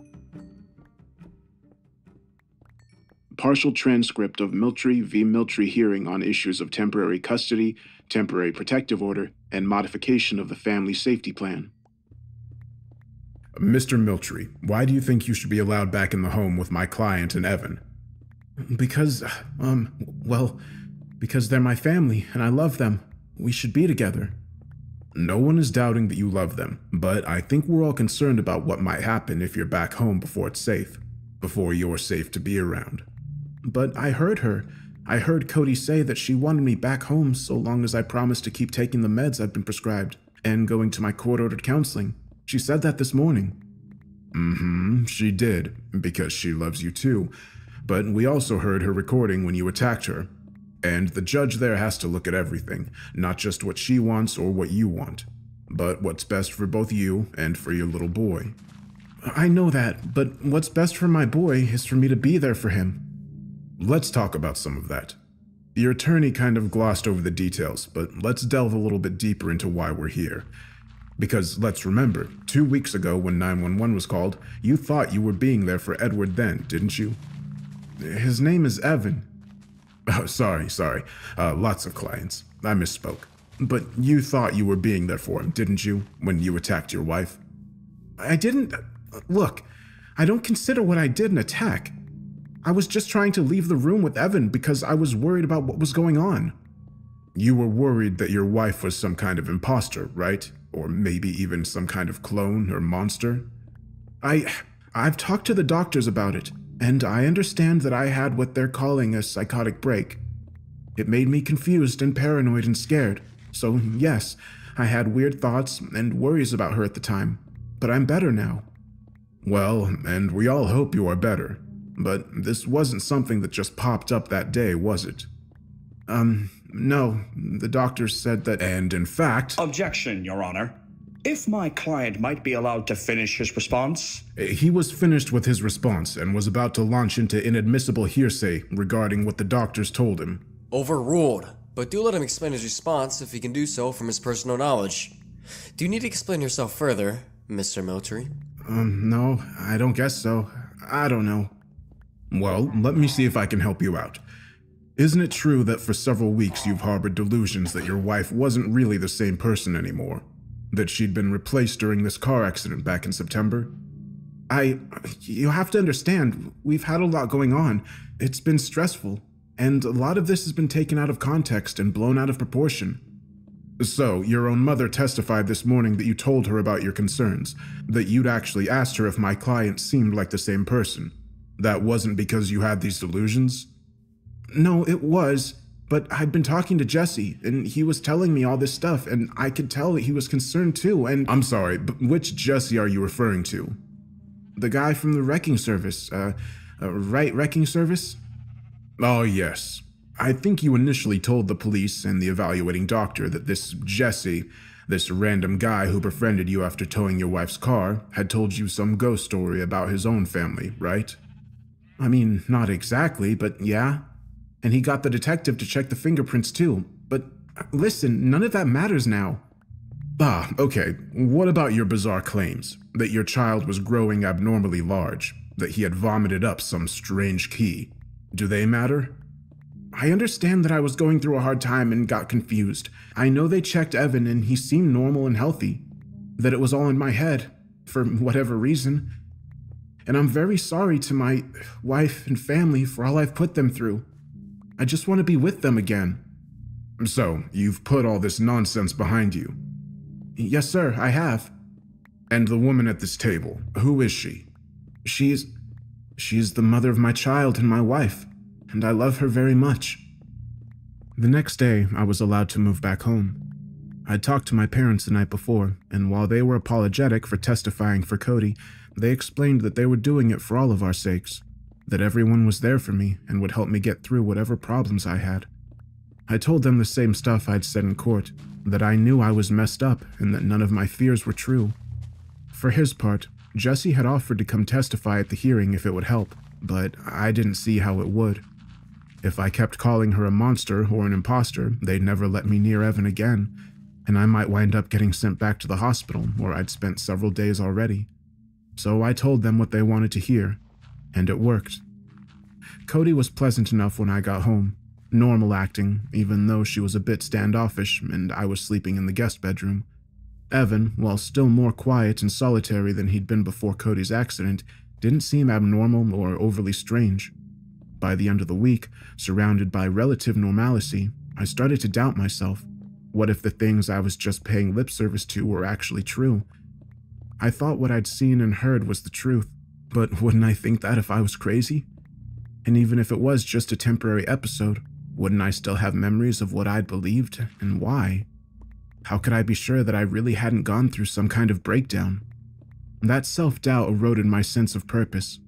Initially, I'd planned on taking Evan and running, even if it meant going into hiding until I could get all this sorted out.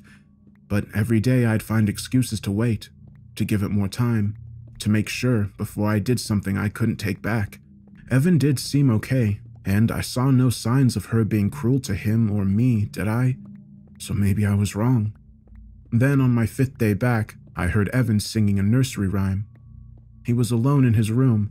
That's where he stayed most of the time now, drawing something intently with the colored pencils I'd bought him during the summer.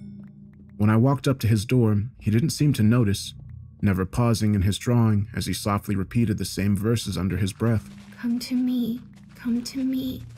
You are invited by word and deed. Come to me, come to me. By this offering will you be freed. Come to me, come to me.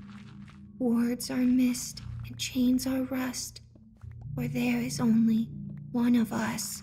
My breath stopped as I listened carefully to him repeating the words a second time, and then a third.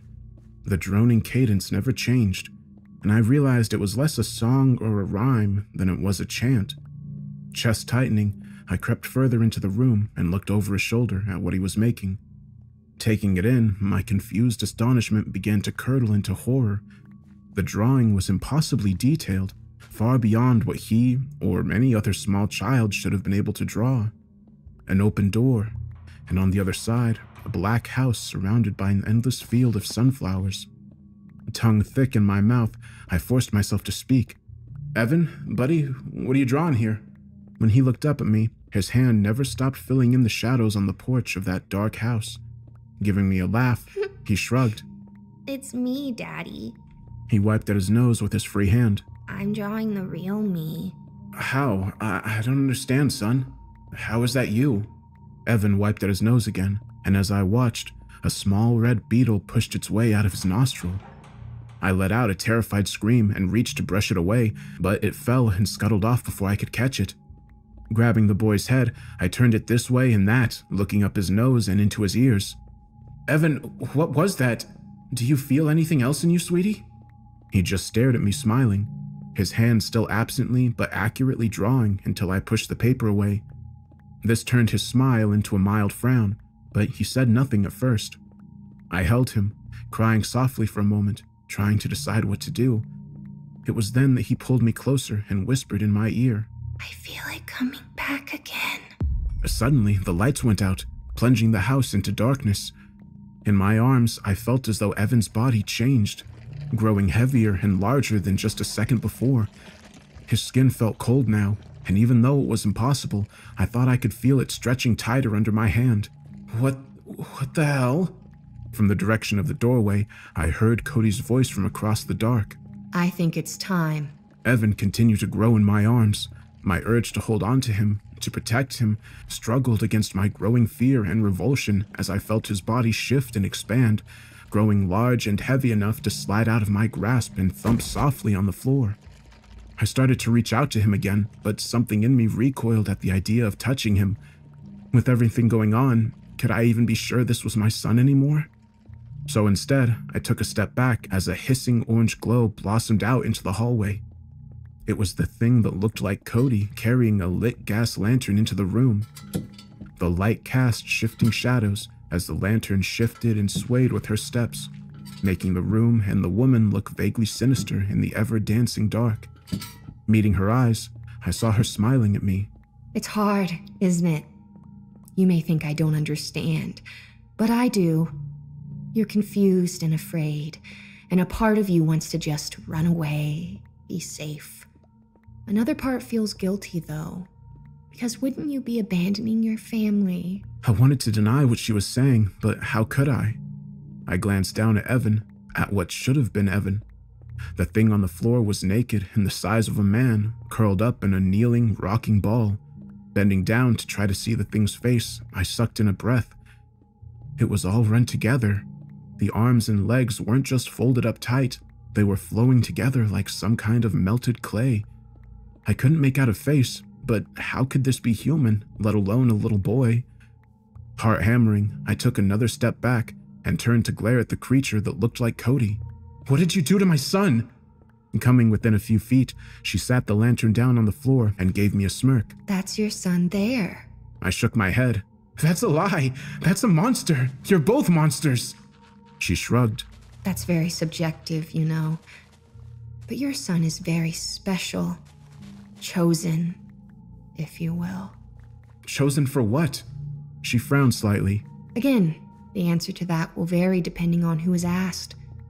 Some would call him an outsider, a monster to be hunted and killed. Others, an ascendant being worthy of being worshipped. Those that put the seed of potential in him, well, they have other plans. But to me, he is just one thing. A way to escape, a means of survival. I stared at her. What does any of that mean? Who are you? Slipping her hand into her pocket, she pulled out something large and shiny.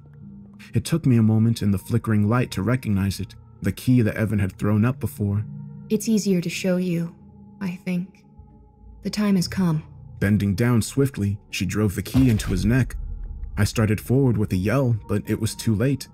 The key had sunk bloodlessly into the thing she claimed was my son and was gone before I could reach them. Blinking and shaken, I stumbled back.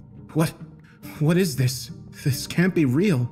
Chuckling, she gave me a glance as she traced a large rectangle on the broad back of the now shuddering shape beneath her. Reality is overrated, and it has very little to do with the true nature of things. My voice shook as I watched her finish the shape and step back. What have you done?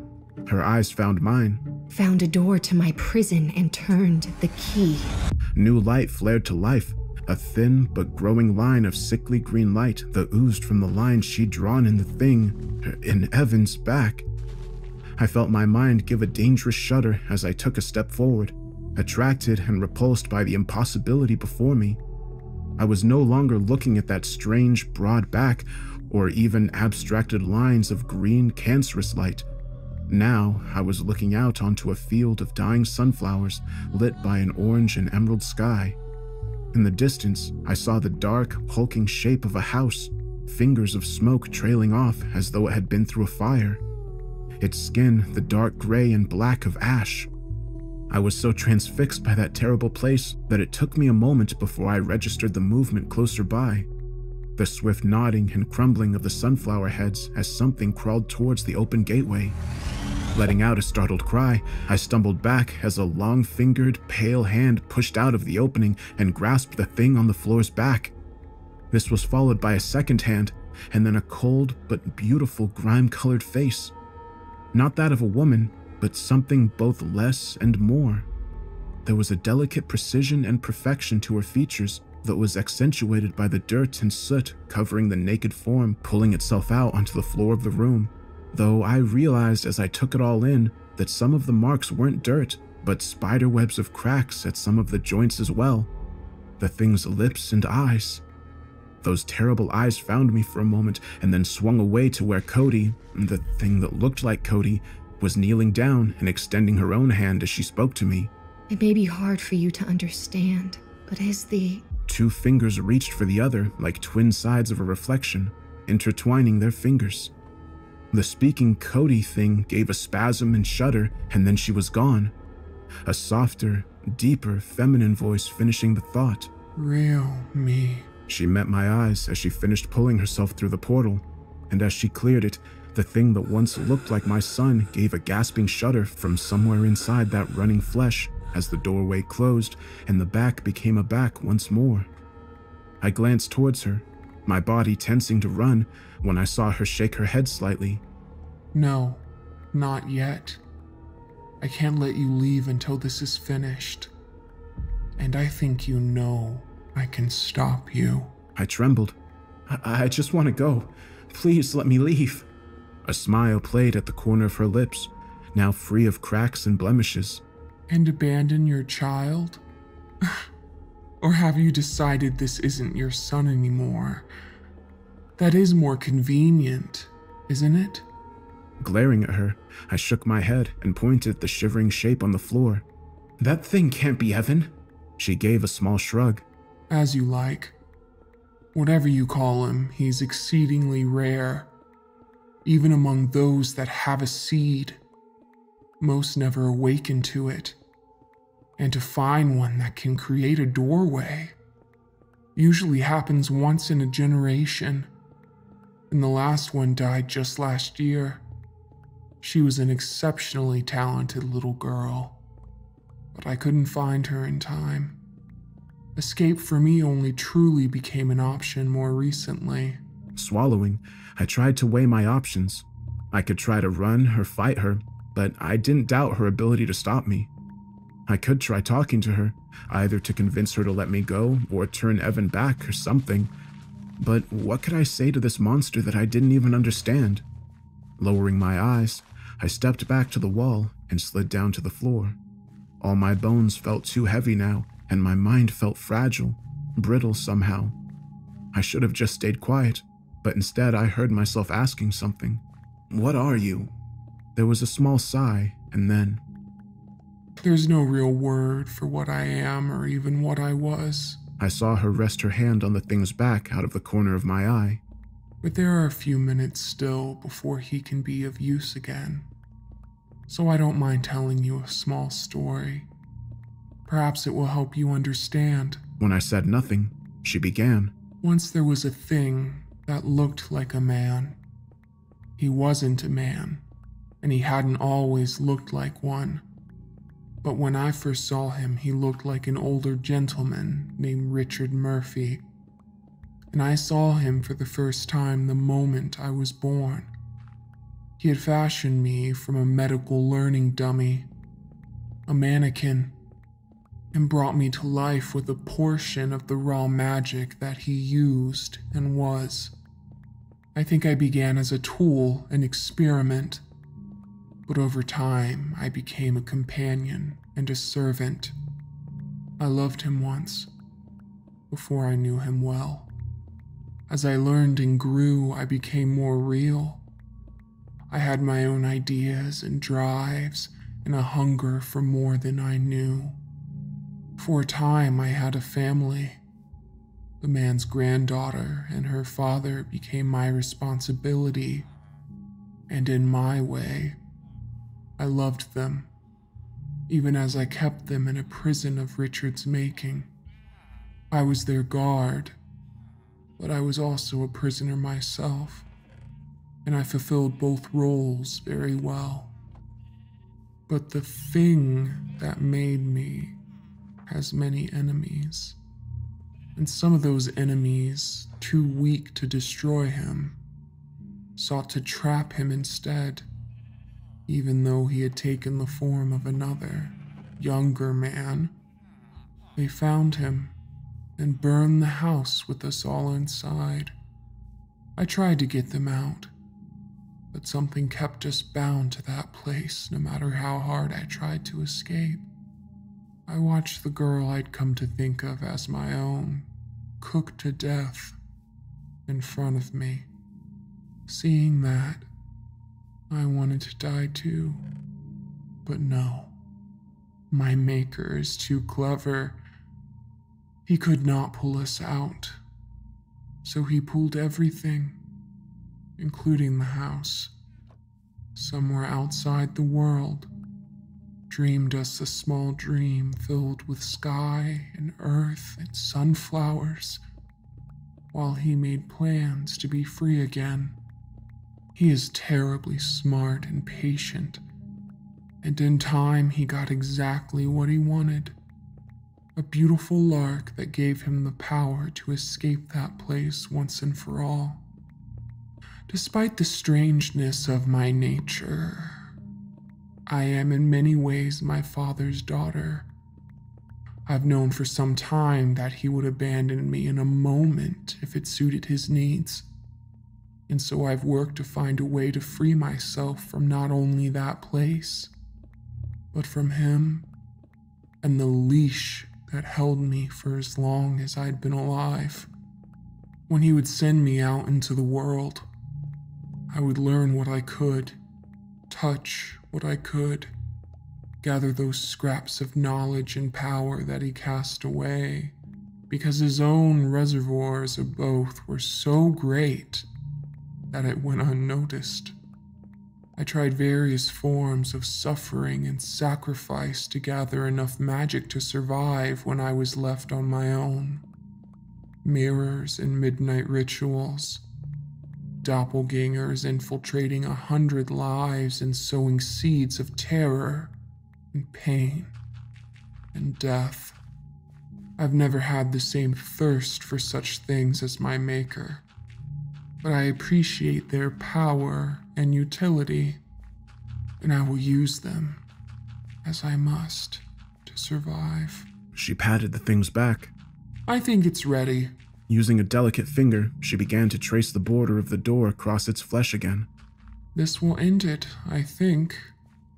He's just not as strong as the Emily girl was. The mannequin frowned slightly. This will be meaningless to you, but I really don't have a choice. If I stay here, he'll just find me again, and I have to go where he won't follow. Fuck you and your apologies. What have you done to Evan, and where's my wife? Her eyes flashed for a moment. Don't mistake my sympathy for regret. I'm not apologizing for what I've done. Just explaining that your suffering, the suffering of your family, is necessary and not arbitrary cruelty. I snorted. Just necessary cruelty. She smirked. Exactly. I needed Evan, needed time to prepare him, and I needed your fear and pain to feed me long enough to make this all possible. And for that, I am grateful. His back had opened again, and standing up slowly, I could see the edge of a chamber filled with black and crimson marble. I glanced at the mannequin and saw a troubled expression on her face. Was that fear? What is it? She looked at me with a frown. Not where I expected to enter, but I don't have the time or energy to try again. The mound of flesh holding the portal was starting to shift and collapse even as she said that last. Eyes widening, she lunged forward and began to crawl through the doorway. Something flared up in me, some combination of insane anger and fear. No, she wasn't going to leave like this, take everything from me, destroy my family, and just escape. I dove at her, grabbing her legs, even as she began to pull them through the gateway and onto the dark marble floor. Tell me, where's my family? Where's Cody? She kicked me off easily, sending me sliding across the floor with white-hot chest pain that left me gasping as I tried to crawl back towards her. Fully in that other place now, she looked at me for a moment, her expression slightly sad. Go to where the accident happened. Into the woods there. Look for water where there should be none. A deep voice intoned from that other place, making the woman thing jump. Welcome to the Nightlands. I am called the Baron. What are you called? She turned and stood gracefully, offering a strange bow. She had never shown any sign of self-consciousness in her nakedness since crawling out of that other place, but now she looked not only embarrassed, but terrified. I am Marisa. And then the door was gone. The thing that might have been my son sinking into a spasming pile of ruined meat that began to spit and ooze as I looked on in silent horror. I stared at his remains for a few moments, not quite daring to touch them, but afraid to look away, telling myself over and over that it was not him and never quite convincing myself. When I finally made myself move, I didn't stop moving. I ran outside, got in the car, and began driving to where Cody hit the tree. I called Jesse and asked him for the directions out to the exact place where he'd found the car. He didn't ask why, but he did ask if I was okay. I didn't know what to tell him, so I told him the truth. No, I wasn't. But I needed to see where it all happened. He offered to come meet me out there, but I told him no. It was something I needed to do by myself. His directions were good, and I found the spot fairly easily. There was the tree at the edge of the road, just like she had said. My stomach twisted, growing cold as I saw the small piles of dark mud scattered around nearby.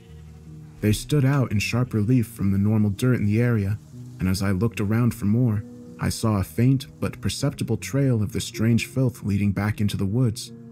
But why? Had something come out of the woods, or had Cody gone in there for some reason? Why would she? I followed the trail of black earth back through the trees. There are a couple of times I almost lose sight of it in the shadows, but then I see it again and continue on. Minutes pass as my breath becomes more labored and my heartbeat tightens into the steady rhythm of my growing terror and dread. What am I going to find out here? Her alive and safe? Just asleep? Of course not. I'll find nothing, or worse, and I'd be better off it. The trail led to a giant dead tree. The roots of the tree were massive, reaching far out of the ground and elevating the bottom of the tree 3 or 4 feet off the ground. I had the thought that maybe it was caused by massive erosion, but I dismissed the idea swiftly. This wasn't a normal tree. None of it was right, and I somehow knew the trail ended here. Barely able to breathe, I took out my phone and shakily turned on its light before heading between